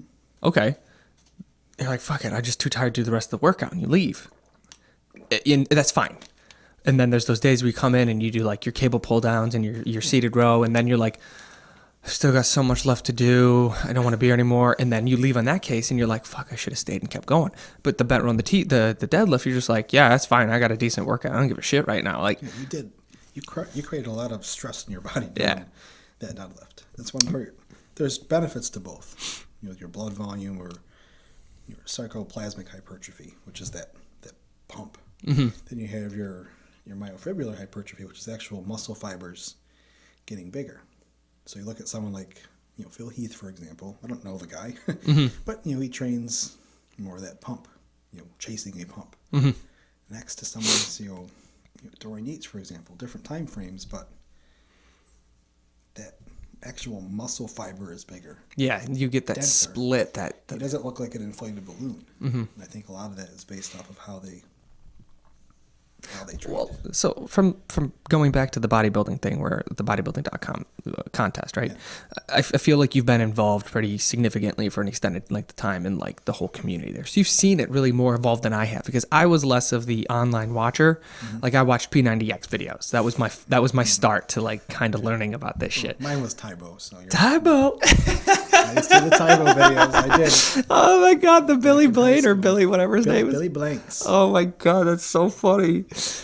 But so like you've seen the evolution of it, and then all of a sudden how some of these people, they kind of step into the light and they're like, holy shit, I can earn money doing this. And then you start to see the lies. Oh. As someone who can recognize those lies, I feel like that's one of the more saturated things in the industry. Like I talked about this with CJ a couple times ago. Like I didn't realize that all the guys in those magazines were fucking liars until like, you know, I was almost done with college. Like at that point I was like, I could look like that. I could totally look like that. Blah. And then I realized, I was like, no, these guys are all taking shit. Like there's no fucking way after the amount of effort I've put in. But you see the guys online, and then you see how Joe Schmo looks on episode 1, and you know, he's like, yeah, I've been working out for like, 5 or 10 years. I'm dedicated. Mm-hmm. And then he gets 100 episodes in 2 years later, and he's got, 10,000 followers plus. The dude looks totally different. And then you're like, what changed in the past 2 years, sir? And to me, it's one of those like, and then they all claim to be natural because you want to reach out to the natural crowd because most people in the fitness industry are natural, as opposed to the perception where they're not. Mm-hmm. And it's one of those like, really gets me, and it hurts my soul when you see that guy who's just like, so I'm not, I had viewers who said, you take PEDs and blah, blah, blah. And he's like, no, I'm natural and all I do is eat and this is and that, blah, blah, blah. And it's like intelligent, more, distilled individuals like ourselves where it's just like, no, you're just a some of that fucking liar. And the thing is, there are some people who are 100% natural. They are just God-given genetics. That's a microcosm of people, though. But they also should not be giving anybody advice on how to train. Well, there's also those guys that are God-given genetic gifts, they talk like Ronnie Coleman. Hibbit. Like, God doesn't, the universe doesn't hand you a plate and say, you get to eat everything on this plate. It goes, what do you want? And then the first thing you reach for is, oh, okay, we're going to bring out the next plate now. Like, that's what the universe does. That's how it plays games with your mind and your soul and shit. And it's the same thing. You're not going to have these gorgeous, beautiful, handsome people who are exquisitely elegant and intelligent and everything, because that's not how the universe works. Mm-hmm. Everything's a quid pro quo. Yep. So when you get, Johnny Five Fingers over here, who's built like a freight train, who lifts, like box cars and stuff, and can talk like an Oxford educated English major, you're like, that guy's not natural. I don't care what you tell me right now. That guy's not natural. Like, but they'll claim it up and down the street. Well, I can't stand that shit. It's like you're lying to people. Both the people who are actually natural, who are just freaks. Mm-hmm. Again, your workout routine is not going to give that person results. I could train like Ronnie Coleman, Flex Wheeler, or Jay Cutler every single day. I'm never going to look like that. Mm-hmm. I don't care how many supplements you throw into the mix. But then you have the people, like you said, who blatantly they're not natural. Mm-mm. And it's just lying to people. And a lot of people aren't to the point where they can see through some of that stuff yet. They'll go ahead and give this guy this program for all this money. A lot of it's that's cookie cutter shit. Yeah. What was the guy's name? We've also got all those people that want to believe that guy's the truth. Yep. That's what it is. Or they want to believe that protein powder was the secret. That girl got that butt by doing squats and kickbacks every day. You're like, no, that girl was born like that. Yeah, exactly. You shouldn't talk to her about this. People need to know that you can only do so much with what you're given. Oh, yeah. No one's going to know the perfect workout routine for you. No one's going to offhand know the perfect diet. Mm-hmm. I work with my nutritionist for a couple of years now. Mm-hmm. He's helped me learn my body so I know how to diet. Yeah. But no one's going to give you the perfect diet or workout routine to get your results. It's not going to happen. You need to put in the work and the time to figure your shit out yourself. If I give you a workout routine and said, hey, I'm a lower volume trainer, for me, that's worked. Yeah. But that's just how my muscle fiber setup is. But I could give you a workout and say, you know what, I just want you to do this many sets, this many times a week for your chest. You may see shit from it. Oh, Steven has no idea what the fuck he's talking about. Not necessarily. That's just what worked for me. You need to adjust from there. Yeah, you've got to get a base pattern. You've got to start getting, sample sizes and stuff that you can try to figure out if it does or doesn't work. Yeah, you start here and adjust from there. So many people today want to start here. Mm-hmm. Doing this is going to get me to my goal. No, because everybody has to start from somewhere and go up. No, that's fine. You can't start out advanced. Yeah. Even, I saw a picture the other day, I had like a weight stack. And it had words in each stack, and it said, even Mr. Olympia had to start somewhere. Yeah. So, Ronnie Coleman, one of the most famous Mr. Olympias we'll ever have. He didn't start. He apparently got his pro card natural. It was a genetic. He was genetically freaky, though. I believe that. Even Kai Green as well. Oh, Kai Green, God, that's another one. But he's so. The thing is, you just look at where they started. He didn't start out. Just say whatever workout they're doing, 35 sets of chest or whatever the fuck it is. They didn't start out there. You have to start somewhere, and I get it all the time in the gym too. Like, legs or chest or whatever, stand out body parts. Kids are like, well, I didn't do it by doing 10 sets of cable crossovers like you're doing. Yeah. Bench press. That cable crossover and that pec fly machine, those should be earned. You should not be doing those unless you earned it that day. They have their purpose. But what's going to do more, training, it's hypertrophy and strength. It's an adaptation. Oh, yeah. So what's going to cause your body to adapt more?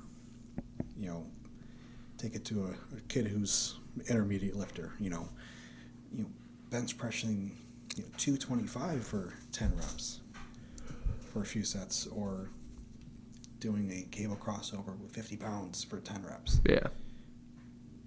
The bench press is going to do more. The load is going to do more to it. But that's the pump chaser mentality right there. Exactly. They're going to go in and get a big pump. You get that instant gratification. Oh, I got a big pump. 2 hours later, it's gone.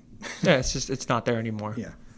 And I mean, to reflect on the pump, that's why I love Katsu training, the tourniquet training. That's one of the big things that made a huge difference for my legs. Like, I was just going to bring this up to you, because I see your legs, and your legs are phenomenal.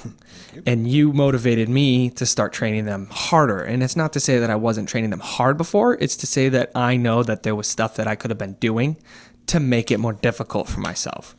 And then I've been building. And I'd say in the past 2 years, I've maybe put on an inch. And that's kicking my fucking ass. That's going up to over 600 pounds on a back squat, doing 600 plus on hacks, and almost 1,800 pound on leg press, and doing full range of motion, and big sets, little sets, runner sets, drops. You're the reason I started the 5 minutes of hell. You've never done that, but I was like, what would Steve do? What could I do to make this suck even more? Exactly. And it's one of those, I can see the difference in just us. Typically, you took so long to do your bodybuilding show, your strength diminished. I got really sad that you went away, and then you come back, and you've been back a couple months, and you're already back up there, and you're just fucking running by me like Roadrunner, and I'm Wile E. Coyote, and I'm just like, wait. Yeah. But your legs are just gonna. Yes, there's a difference in height. I don't care about that. There's only so much volume you can add in a time period, and that's why you'll see guys who are my height who have. Look at Dan. Dan's 6'3". His legs are probably 4 inches bigger than mine. Mm-hmm. You're 5'5", so you're 7 inches shorter than me, and your legs are probably 3-4 inches bigger than mine. And it's one of those I've always had big legs and a big ass, but I've never had big legs like you guys have. Mm-hmm. And it's one of those I gotta push harder, I gotta push harder, and I know that there's a limit to where it'll get. Oh yeah. And it's one of those I don't care. I gotta get to that limit. So, I mean, I watch you guys in doing it. And Dan does the light with more volume, and you can kill it with the heavy and the intensity and shit. And I'm like, what the fuck am I doing wrong here? Yeah. But it's the joke everybody has about calves and forearms. You can never really get them bigger. Yeah, you're born with it. It's just one of those things. And it's just one, you see it, and you're like, well, he's doing this. Maybe that way. We were talking about that with the kids with the chest stuff. Yeah. Where they're like, oh, I saw Steve. He did hammer strength, and he turned to the side, and he pushed it like that. And that's what worked for me. But why was he doing it at that particular time? Yeah. Why does this advanced bodybuilder do this routine? Because that's what it takes for him at his current time to get anything out of his workout. Mm-hmm. Or if someone's doing something, you don't know why someone's training a certain way. I could be doing a certain thing in the gym because I'm trying to bring up a certain body part. Or I could be trying to deal with a pretty fucked up injury at that point.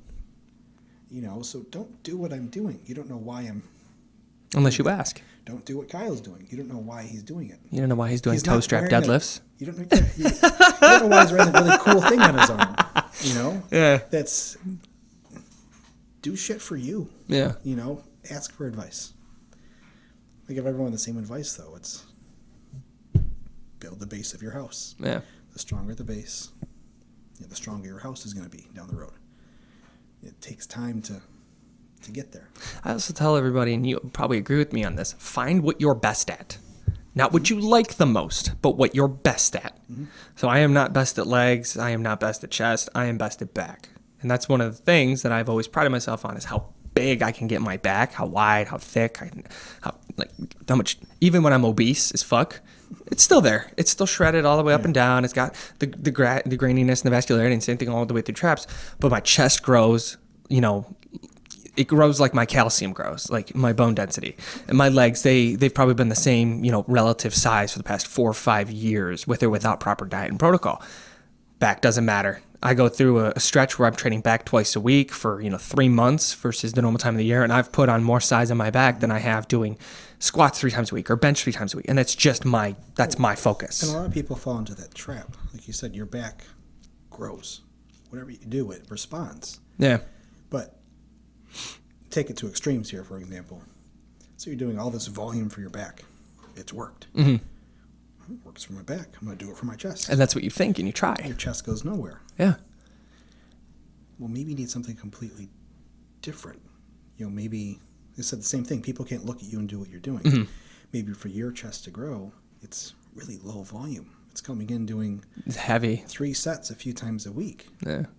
That's your muscle fibers in your chest. Your back's different. So if someone comes in and sees me, I have chest workouts where I come in, I'll just do 3 or 4 sets of a press and I'm done. Yeah. Oh yeah, I've done that too. That's what I found to respond for me. That may not work for you. Well, then you go over and you're doing like maybe some front raises and some tricep stuff, and you're gone. You've only been there for an hour, and you got the guy next to you who was there before you, and he's still on the bench when you leave. Mm-hmm. But it's not to say you don't do a day like that, but it's still like, I find the same thing. That's why I love the heavy overload with the slingshot. That's why I love triples. That's why I love singles. When you do it, you're like, I'm not going to do dumbbell press right now. I'm not going to do cable flies. This is insane. I'm going to go do some silly shit and leave. It's just, yeah. But most people aren't receptive to shit working or not working. Mm-hmm. You just get them and they go do their, lateral raises, tricep press down to this. And it's, yeah, you're making a change, but why don't you see what you're really good at? Do you have what it takes to force your body to make some significant difference? They blindly follow whatever routine or even whatever diet. Yeah. Do this because what the program says. Your body doesn't care what program you're on. No, it doesn't give a shit. It doesn't. The only purpose of a program is to keep your central nervous system in check. Well, it's to guide you.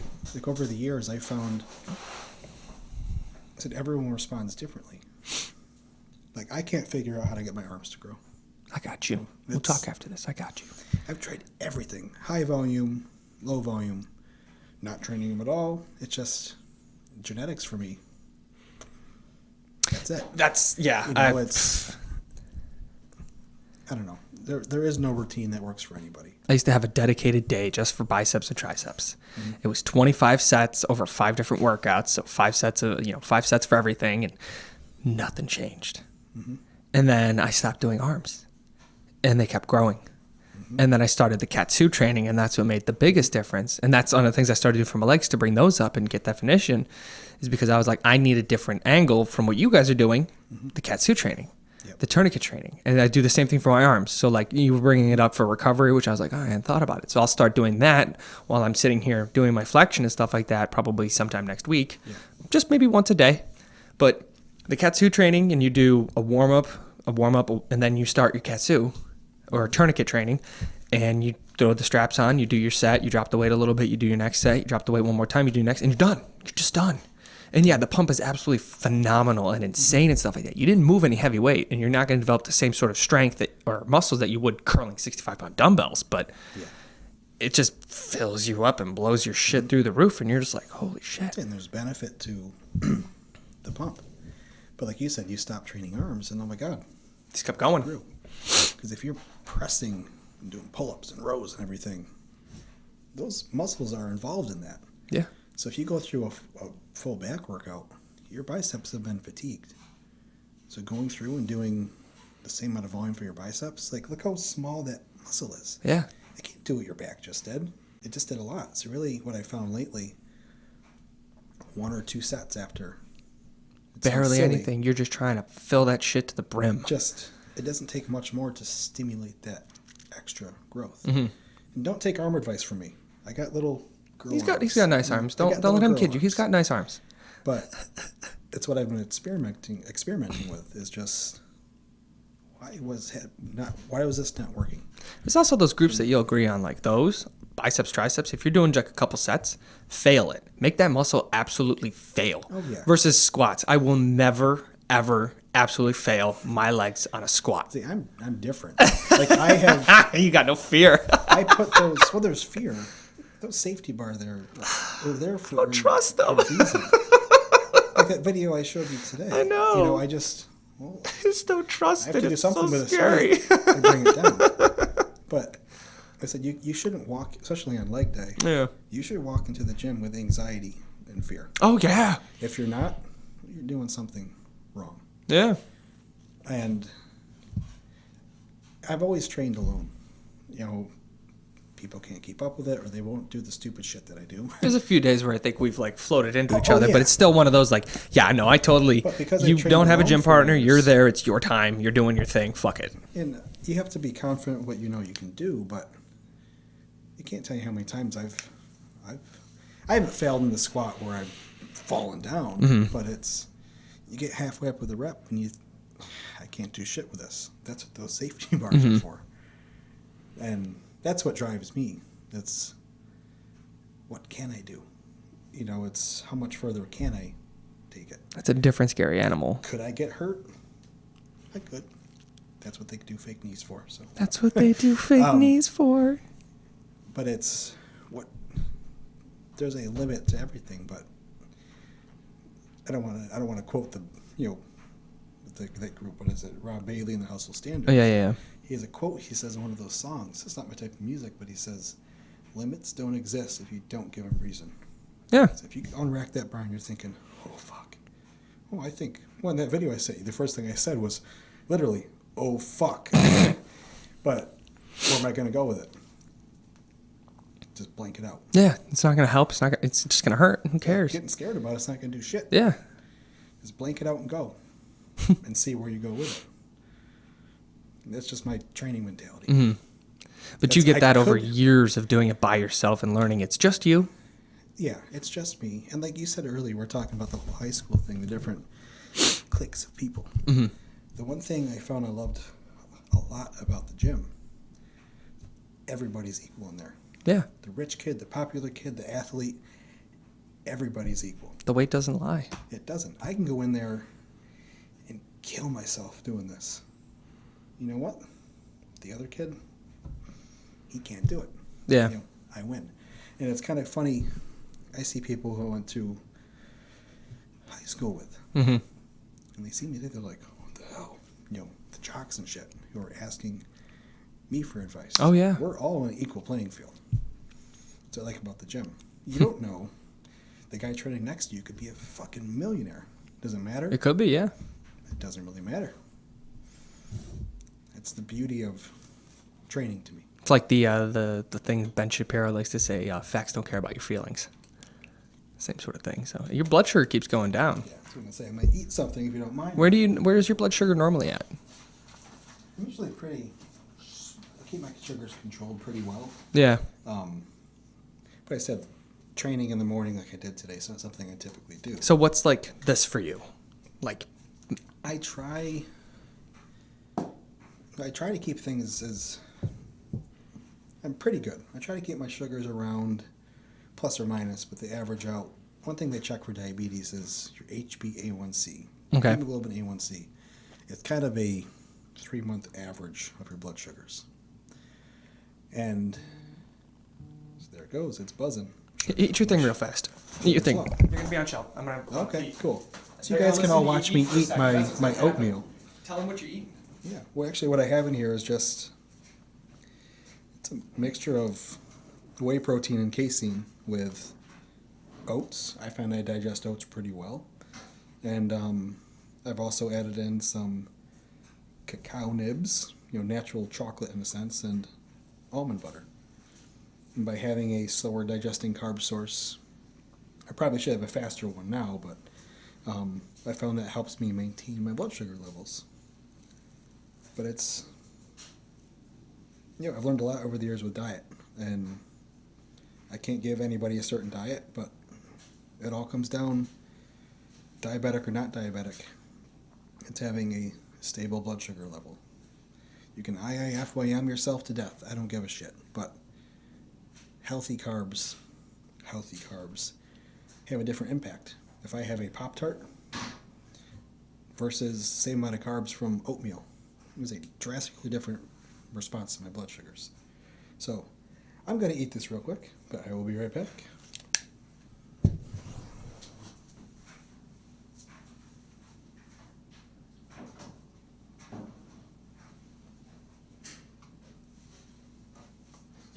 same mistake. I keep having like half a gallon of water right before my show starts, and then like I'll have coffee to drink with it, and I'll bring one down, and I keep telling myself don't make that same mistake.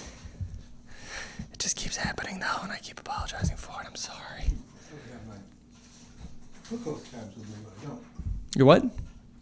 Glucose tablets, just straight like sugar. Yeah. But it's real quick. So that's just oatmeal and shit? Yeah, it's oatmeal, whey protein isolate, casein. Then I have almond butter and cacao nibs. I like them. Because that's always one of those things I always thought about people who had type 1 diabetes is you weren't really allowed to eat carbs. And now you're telling me this whole different world that I am like, are you sweating? Are you okay? My sugar dropped. Oh, no shit. Thinking, what the fuck? Oh, damn. I'm That's sweating. scary.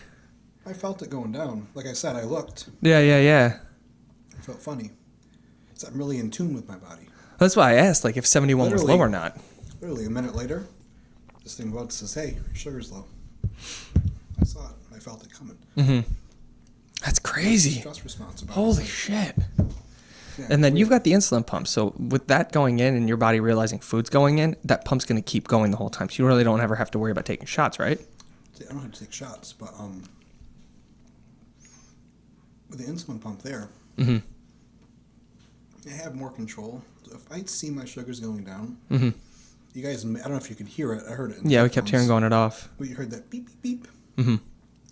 A while ago, I felt my sugar was starting to drop. So I suspended my pump.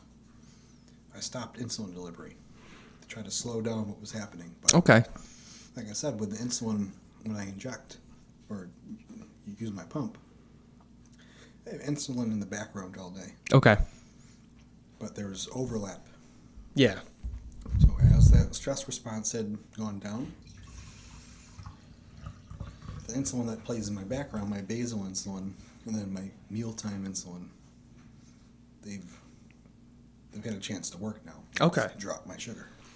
So so you take another month, and I'll ask you another question.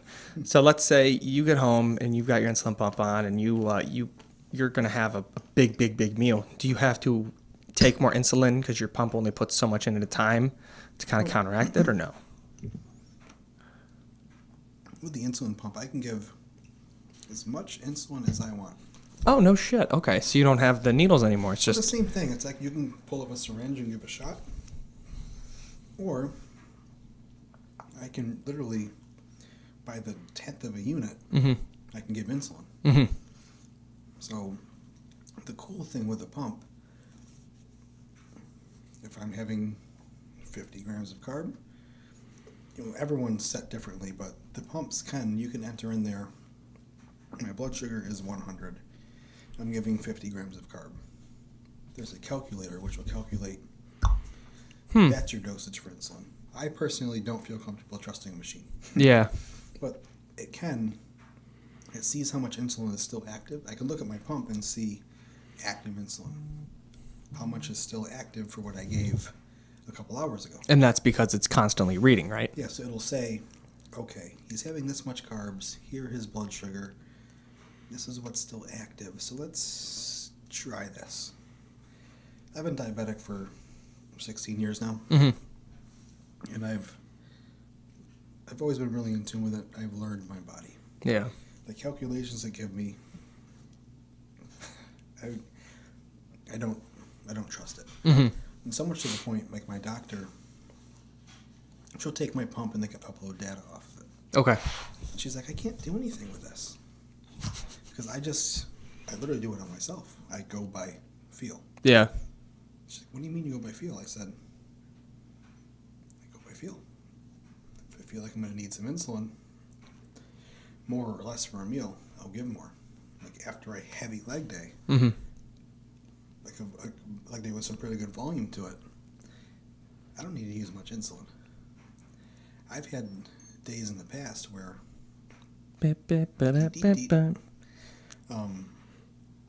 after just the hormonal response to training, your body's ready to soak up nutrients. So I can just give a little bit of insulin, I could shovel carbs down because I'm sensitive to it. Okay. Time. really, rest of the day today, I'm going to be fighting to keep my sugars up. I can tell. I just know it's going to be one of those days. Because you went this morning empty stomached and you just crushed it. My body's just trying to bring nutrients in. Yeah. It's hard to explain it to people, but it's weird. A whole different topic, but with the whole diabetes thing, one thing these insulin pumps have the ability to do now, they're still trying to figure it out. Using different algorithms, some of the new insulin pumps can work with the glucose monitors. Wow. So one of the newer ones in the market, what they're stating, I don't believe in it so much yet, is it reads your blood sugar nonstop all day. And it will dose your insulin based on those needs, which is cool. Yeah. So they're going to get to the point. They've done studies before, just more than just insulin when it comes to blood sugar control. There's other hormones involved. Okay. But there is an insulin pump they've tested. They said, eat whatever you want, don't check your blood sugar. After 2 weeks, everyone's sugars are pretty well controlled. Wow. It's not FDA approved yet, but it's kind of exciting as a diabetic. That is. It's fascinating. It's not a cure, but there is the ability for a machine to be able to read blood sugar and adjust my exogenous hormones, insulin, glucagon, whatever else involved, to help keep things level. Will it be there in a year, 5 years? Who knows? But right now, I do shit myself, and my doctor doesn't know how I do it. But I have as good or better blood sugar control than most non-diabetics. To be fair, though, like, I'm going to say 99.9% of her patients probably are not extremely physically active. They're probably just generic vanilla people. They also do not put the time in to learn their body. They take whatever dose of insulin the doctor says. And they're not looking at their diet. Oh, I ate healthy. I had an organic cookie. It's still a cookie. Yeah. You know, it's... Most diabetics don't put the work in to learn that stuff. And I made a post on Instagram last week, 2 weeks ago, saying, a quote, "You don't look diabetic." I just It's such a good quote. Weird. I was saying you don't look diabetic. And I put pictures of some of the diabetics in the fitness community that I know and that I follow. I don't think I'm going to die anymore, so I'm good. You got to finish eating. Go right ahead, dude. So saying, I get it all the time. You don't look diabetic. What's a diabetic supposed to look like? Yeah, are you talking like Wilford Brimley or something? Yeah. Like, stop. You can come back and say, you don't look mentally challenged. That's a stupid question to ask. Well, you get the same thing with like powerlifters. Oh, you don't look like you're in shape. Yeah. Bitch, I can throw this boulder over you. Fuck you. Like, yeah. So I put pictures up of diabetics I know in the fitness community. Professional bodybuilders, men's physique athletes. You know, I don't have to look diabetic. You know, all of us take nutrition, supplementation, very important. I'm not going to say who in those pictures, but somebody made a comment, and it's very stupid of them to say so. Said, "Oh, you don't look diabetic because you guys are all using steroids. You guys are all doing all this." Some of the people in those pictures, yes, are using performance-enhancing drugs. but that doesn't have anything to do with diabetes. Some don't. The hormones can help look a different way. Yes, they have. But it's the same if you do or don't have diabetes. Either way. It's diet. One of the comments he made on there was, "They're not pushing all the gear like you guys are. They're not following diets." Exactly. It's the diet. Yeah. They're also not in the gym 5 to 6 days a week. They're also not in for 60 to 90 minutes. They're also not following proper diet protocol. I don't care if you're on performance enhancing drugs or not, because I see people in our gym all the time who are on PEDs who I can tell are on PEDs, but they look like shit. And there's also guys who are on PEDs who claim they're not on PEDs, and I just look at them, I'm like, don't lie to my fucking face. Don't lie, because I know you're on tren. I know you're, whatever it is you're on. I know you're on it. I can tell. I've seen it 100 times before. I've seen it.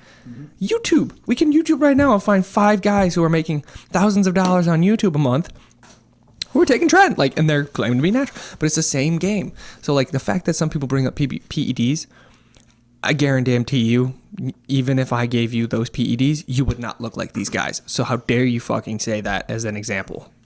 That really because they refer to it as like it's the solution. It's not. Pop a pill, take a shot, you're gonna look like that. Yeah. No, never. I don't care who the fuck you are. I can't stand when people say that shit. You really don't. It's not. Nothing about it is easy. There's no magic pill. Everybody wants a way out, though. They want that excuse, that reason why you're better than they are. There's a reason they don't look good. There's a reason they can't lift that much. Yes, the drugs do play a role. You're super for saying they don't, but that's not what it is. You have natural bodybuilders, like Doug Miller. I don't know if you know who he is. Looks incredible. Mm-hmm. He went into the NPC and did some shows this year. The NPC is not drug tested. He won. Oh, shit. Is he natural? I have no reason to feel he's not. The guy has peeled a lot of muscle on him. People can fight it all day, but what agenda does he have to try to, it's natural or not. The guy looks great. Mm-hmm. And people will say, oh, you only look like that because you use X, Y, and Z. First, you don't know what somebody's using. And I could give you the same exact thing your dream body is taking. Yeah. You're not going to look like him. That's like, I can look at those same people and be like, the only reason you look like that is because double quarter pounded with cheese and ho-hos, fucker. Exactly. Like, yep, and I get it. so sad. I get it all the time, and it's really fucking annoying. Just remember, you're part of my clique at the gym. You're fine. I got your back. It's just, I'm getting to the point nowadays, it's just whatever. People can say what they want, follow whatever dreams they want, and just do you. And they're going to use this gym as like they're out when in reality they're really upset at themselves. I mean, the only reason that guy's got a BMW is because his parents got money. No, maybe his parents had connections which allowed him to get that job, to get that money. It's not his fault he was born there. Or that guy busted his fucking ass and made a career for Or that one, himself. yeah. Like, still, same shit. You don't got any idea what's going on in that book? Read it. Just, oh, woe is me. You want something, work for it. Want a bigger house? Work for it. Mm-hmm. Want a better body? Work for it. There are times where things can help you get there faster. Oh, yeah. Is it the secret? No, it's not. What a lot of people don't understand, though, is there's always an equalization in the universe. Mm-hmm. So, yeah, you can do something and you can, let's say it's a job thing and it's one of those, I dedicated, 10 years to get to where I am in this job. You just lost 10 years of freedom, of being able to go and enjoy things. Was it worth it? The gym thing, you take performance-enhancing drugs, same thing. Yeah, it happened in 3 years. Okay, so what did you lose in those 3 years that you couldn't have waited 6 more years for to get there? Those people that, be it career or gym, they lose relationships because they're so ingrained into it. Mm-hmm. It's not worth it. And on the PEDs topic, I don't know your listening audience and all this, but it's, like you said, you did it in 3 years. Good job. At what cost? The amount of people who have, younger people who are passing away, having health issues. Mm-hmm. The whole Dallas McCarver thing, Rich Piana. Yeah. All these followers. Rich Piana was older. He was known to be an extremist. Oh, yeah. But Dallas was 26 years old. Still a child. He's a baby. Yeah. There's genetic factors to it, but still. You're 26 years old, 330 pounds.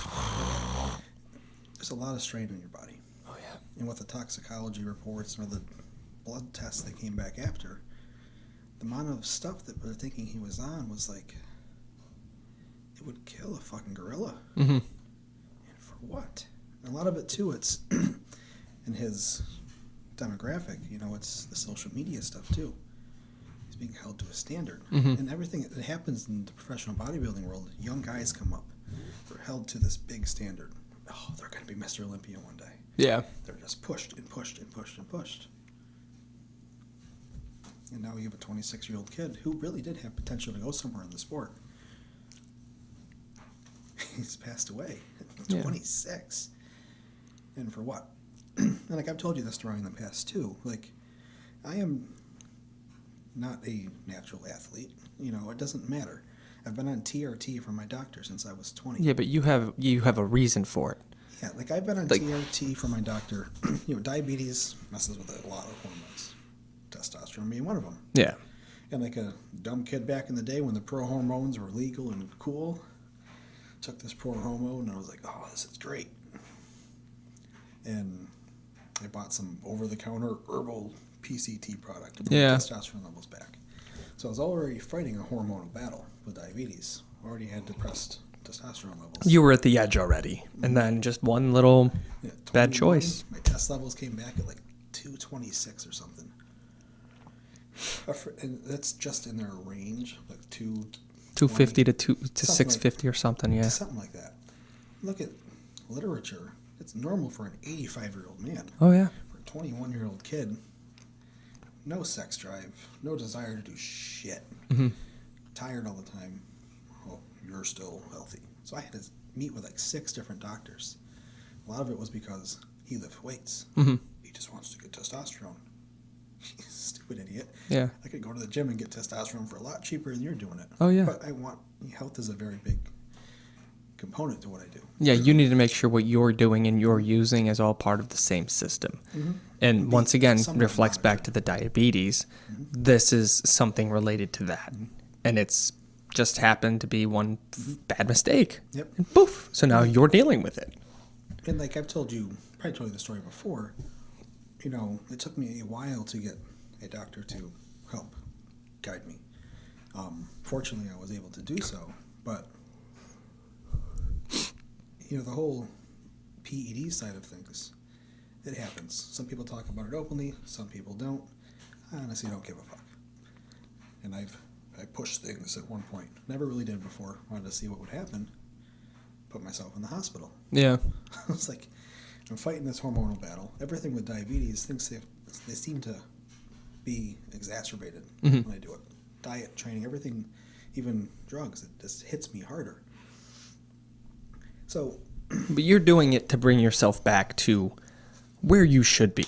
Where I should be. And then from the competing side of it, you take things to a different level. Yeah. Now I do things a little bit differently, but years ago, I said it got to the point.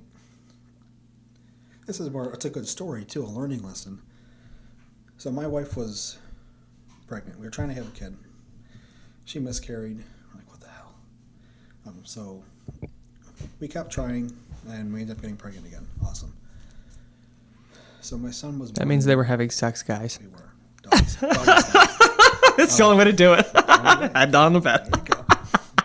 Helps the sperm get up there, right? It does. It does. So he was born in February 2015.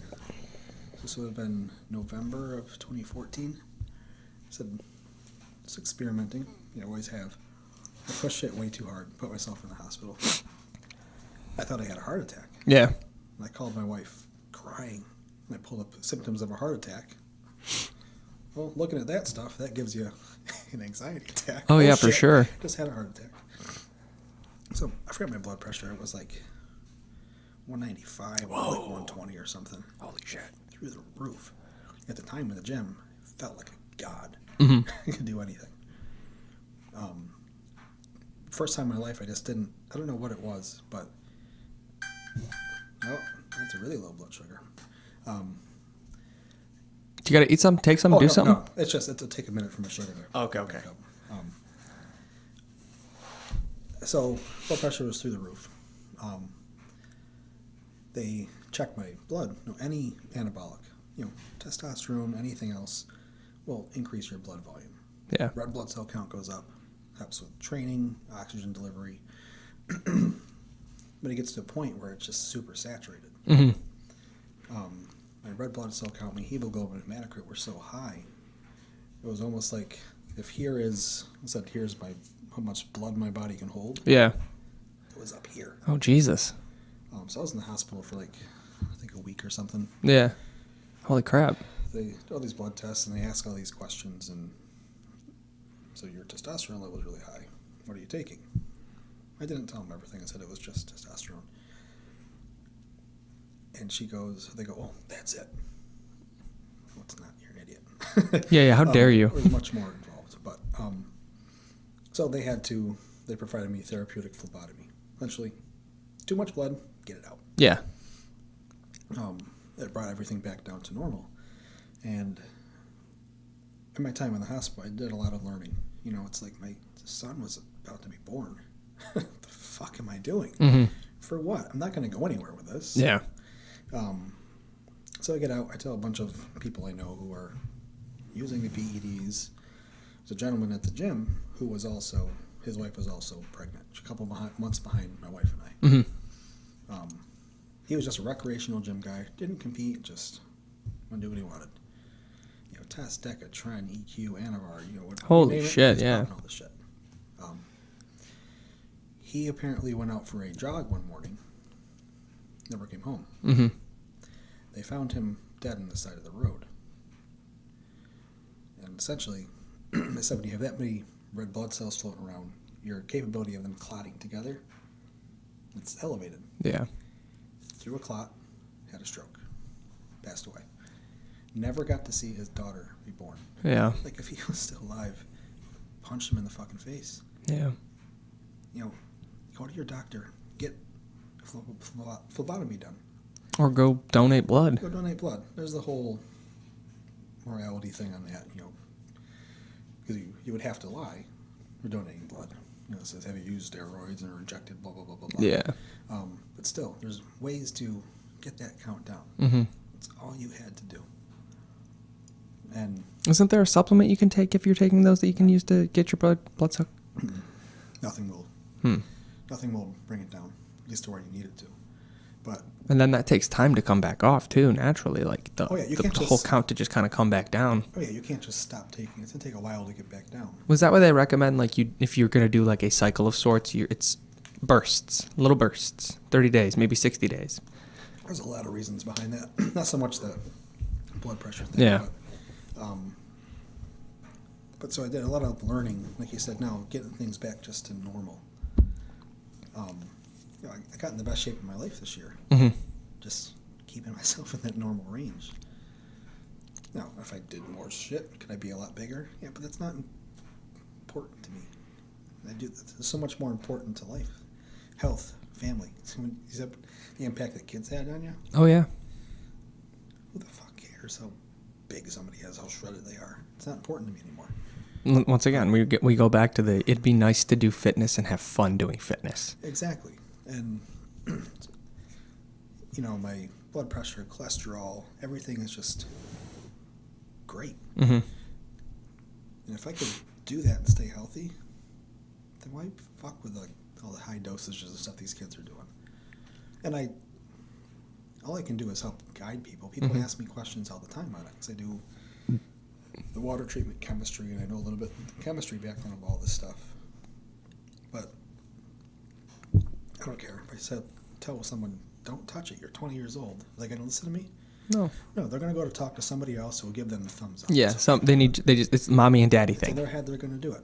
Yeah. They want someone else to be behind them. I'm just done giving people advice on it. You're not going to listen to me. You're going to hurt Well, I yourself. remember I was telling you about the buddy of mine who was taking all that shit, and he was asking about, you know, everything under the sun. Same sort of dealio. He didn't give a fuck. He just kept asking questions because he wanted someone to be like, oh, here's the right answer. And I was like, I can't give you the right answer. Maybe he can. You couldn't give him the right answer, so he went somewhere else. Yeah, the PEDs are part of any sport. Yeah. The NFL. If you think these guys aren't taking shit, you're crazy. You're stupid, yeah. Look at the NFL. Look at linebackers and linemen back in the 70s and 80s. Look at them today. They're like 100 pounds heavier. Easily, yeah. There's more to it. But they're breeding them like that now. There's just everything can be done in a healthy manner, and it's not up to me or anybody else to do it. You have to make the decision for yourself. Well, another thing to bring up too is, let's say you go and you do get your hormone levels and stuff checked. There are two very different types of testosterone in your body. There's your free test and there's your natural test. Well, if you're total and you're free. Yeah. So you have your range. Typically, they just check your total. Yeah. So it's a good number to know, but your free testosterone is what your body can actually use.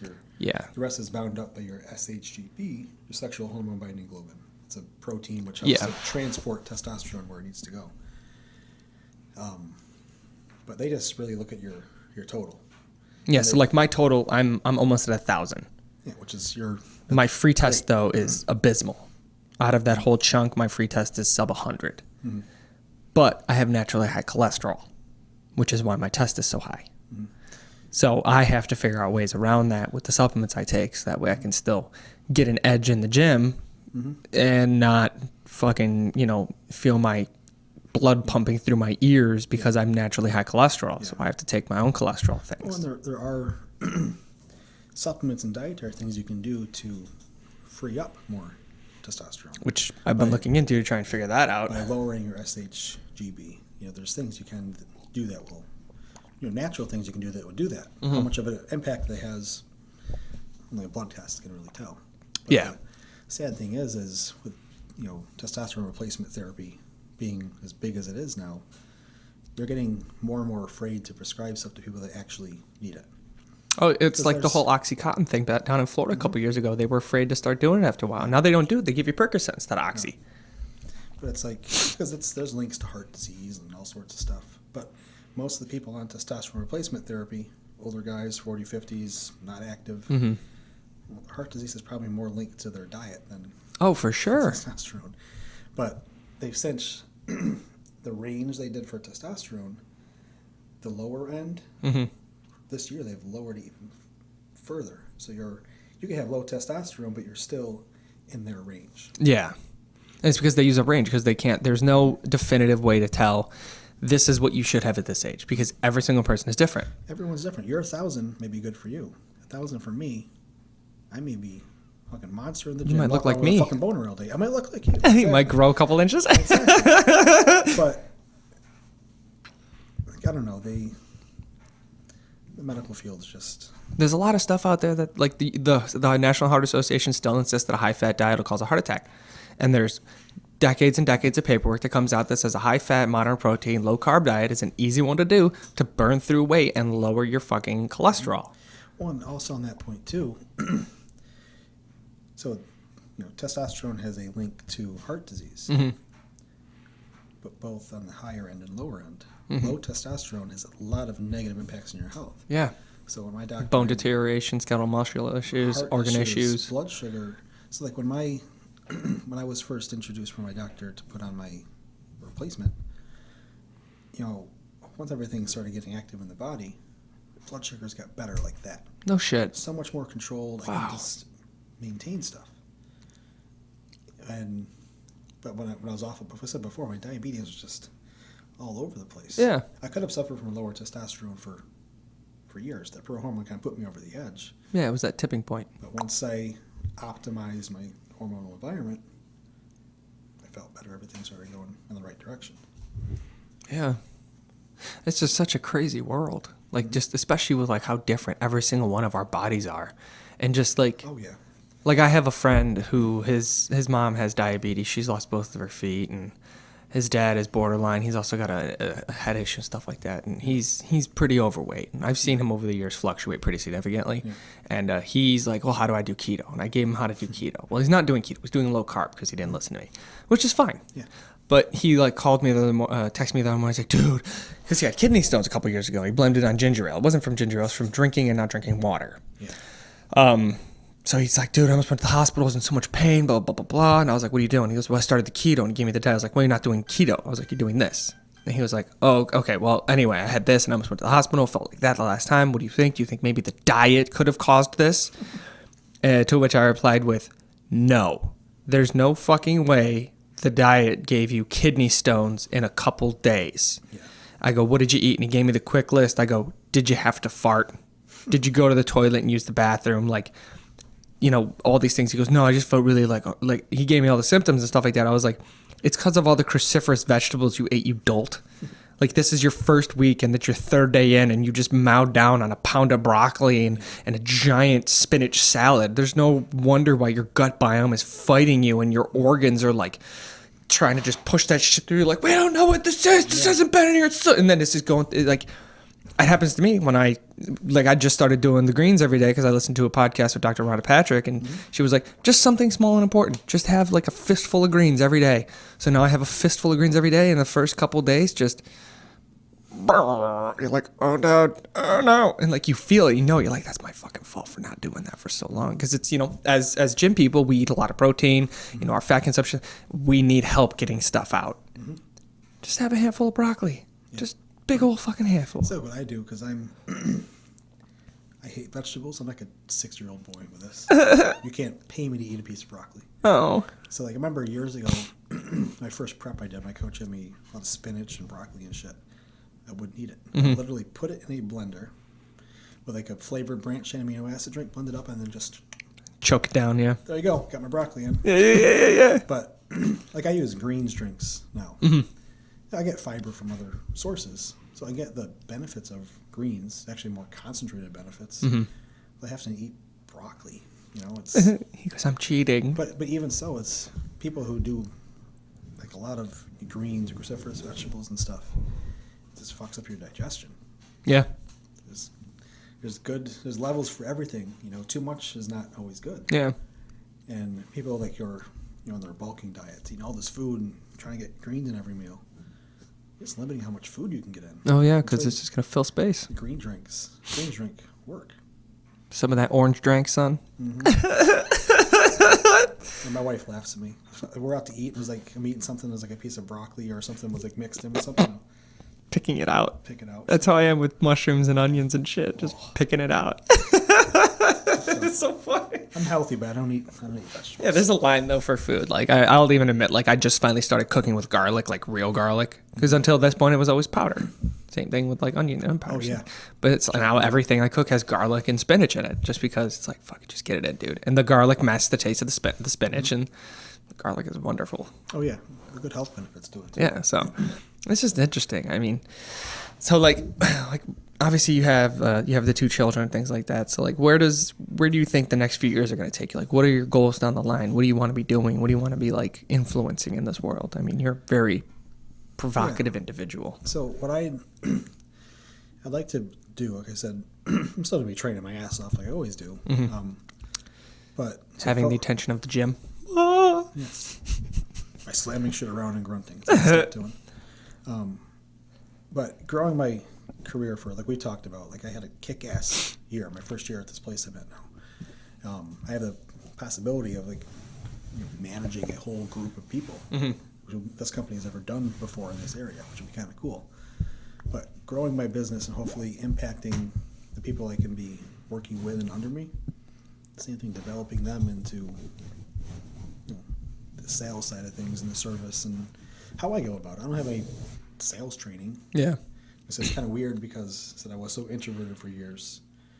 But I can walk into a room with an engineer or a meeting or something, and it's very rare that I walk out without developing a relationship with somebody. There's a few people I can't break, but learning how to read people and communicate with them. You have to get along with everybody. But growing the business side and just providing more for my family. So I'm 31 now, and this is the first year I could actually, it would be like sexist, but the whole man should provide for a family thing. But it's the first time I could feel like I'm actually providing for my family. Gives you like a sense of pride. It feels awesome. It makes me want to do more. But really, the next 5 years, it's family and career. Raising my boys to be, little men. It's like society today. It's like we'll be here for 6 more hours talking invisible about ball soccer society. shit. Everyone just Keep score, guys. Yeah, we don't want to bonk your head in the ground, and everyone has their hand out. Give me this money, give me this job. Yeah. Oh, I'm gonna raise my kids how I was raised. Work ethic means a lot. Yeah. And really, after you have kids, that's your goal in life, is to make sure your kids become good people. They become they grow up good and they have good values. If I don't do that, then I've failed at life. Really, the fitness thing is all just it's a big part of my life, but really. That was that's another big reason for me to be interested in the goals around the corner, or like setting up my own home gym or something like that, is so that way, like, when the wife does finally get pregnant, I can still work out and I can be here for her. Or she can go outside while I watch the kids. Because, you set up enough stuff and you can do whatever you want.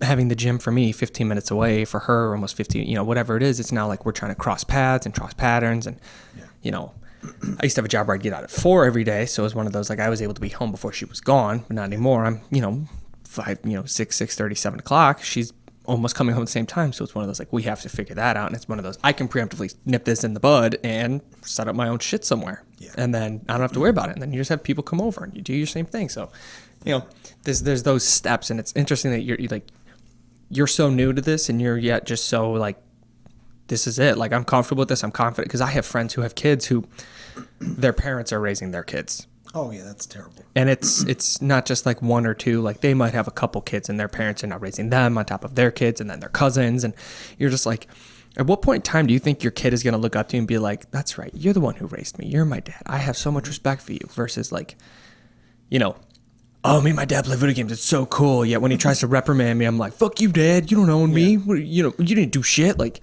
it's giving them that sort of like established like stages. Yeah. There's levels of dad friendship with you. Yeah, but there's not fathers anymore. There's just guys who father children. Yeah. And I can't stand it. There's not a problem with that, though. There's a problem with making sure your kids understand authority. Yes. So you can be your kid's friend to an extent, exactly. But they still need to understand and recognize that there are certain ways to act. If Daddy gives you that look, you stop. Oh, yeah. Yeah. Like, I told my dad a long time ago, I was like, I always feared you when we were kids. He's like, why? He goes, I never beat you. I was like, I don't know. I just had this instinct to fear you. It's the aura. You put out that. But he was a happy, funny, loving. Like, he took us to Boy Scout camp. He was super, super knowledgeable. Like, It was intimidating, and that for me, that's probably what it was. But he's like, I don't know. He goes, I never beat you guys. I never yelled at you, or like I wasn't that person. I was like, I don't know. Yeah. It must have just been like that level. Probably because you just looked at him at that level. You looked up at him at such a high extent. Yeah. It's maybe fear is not the right word, but you know what I'm trying to get at. It's a recognition of like respect, I guess, would be the only way to refer it. It's a respect thing. And that's how your kids should be raised. They should be raised by fear. Mm-hmm. Your daddy shouldn't come home and the kids going, they hear the door slam shut, like, oh shit, Dad's in a bad mood. I still walk in like I have people who I've been getting ready to talk to for the show here, that to me, I'm going to be calling sir or mister for the first half of the interview, even though I'm an adult, I'm 28 years old, and you are coming onto the show to talk about yourself. Because it's still a habit for me when you are a person of respect or authority. It is sir, it is mister, it is ma'am, it is miss. Exactly. And it's just one of those things that has to get shaken out, because I'm not a child anymore. Mm-hmm. But it's still recognized. Like, you're a very accomplished individual. Like, you deserve a certain modicum of respect. Yeah. And that's the hope, to instill that into your children, is to recognize and give all due respect. Yeah. And it's just not part of today's society. We literally have children, young teens, 20s, raising kids. Oh, kids raising kids, yeah. So luckily, my wife and I, we both have been really career oriented since we were in our early 20s. Mm-hmm. You know, whenever in the big party scene, we still have people in their 30s, 40s, they're partying their life. Yeah. Like, for what? But I don't know. I think we grew up young. So they call it an old soul. Yeah, but the time we were born in, mm-hmm. you know, really I was born in 86. You get, say, 10 years later, kids are born in 96. You put a 20-year-old me, 20-year-old them, and talk. It's just different world. The mindset's so different. I was just raised on, you want something, work for it. Well, there's that contrary fact where I was just saying, 30's the new 20, which means 20's the new teenager. Mm-hmm. So you've still got them in that childhood mindset where it's gimme, gimme, gimme, teach me, do me, versus what do I need to do to get here? This is what I want. I'm going to go do that. The whole do it yourself sort of thing versus the, why don't you sit down and hold my hand real fast? I don't get it. I still don't get it. No, I don't understand this. Why? No, I don't know. When you should be getting that out of your system as opposed when you're a child, and then as an adult, you're like, I have a question. I'm going to go find out the answer.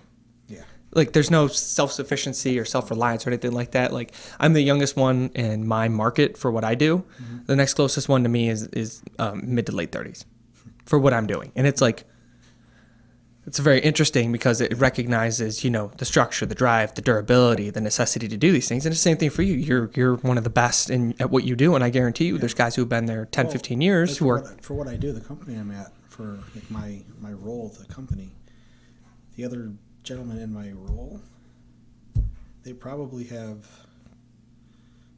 at least 20 years on me, each of them. Between 20 and 30 years older than me.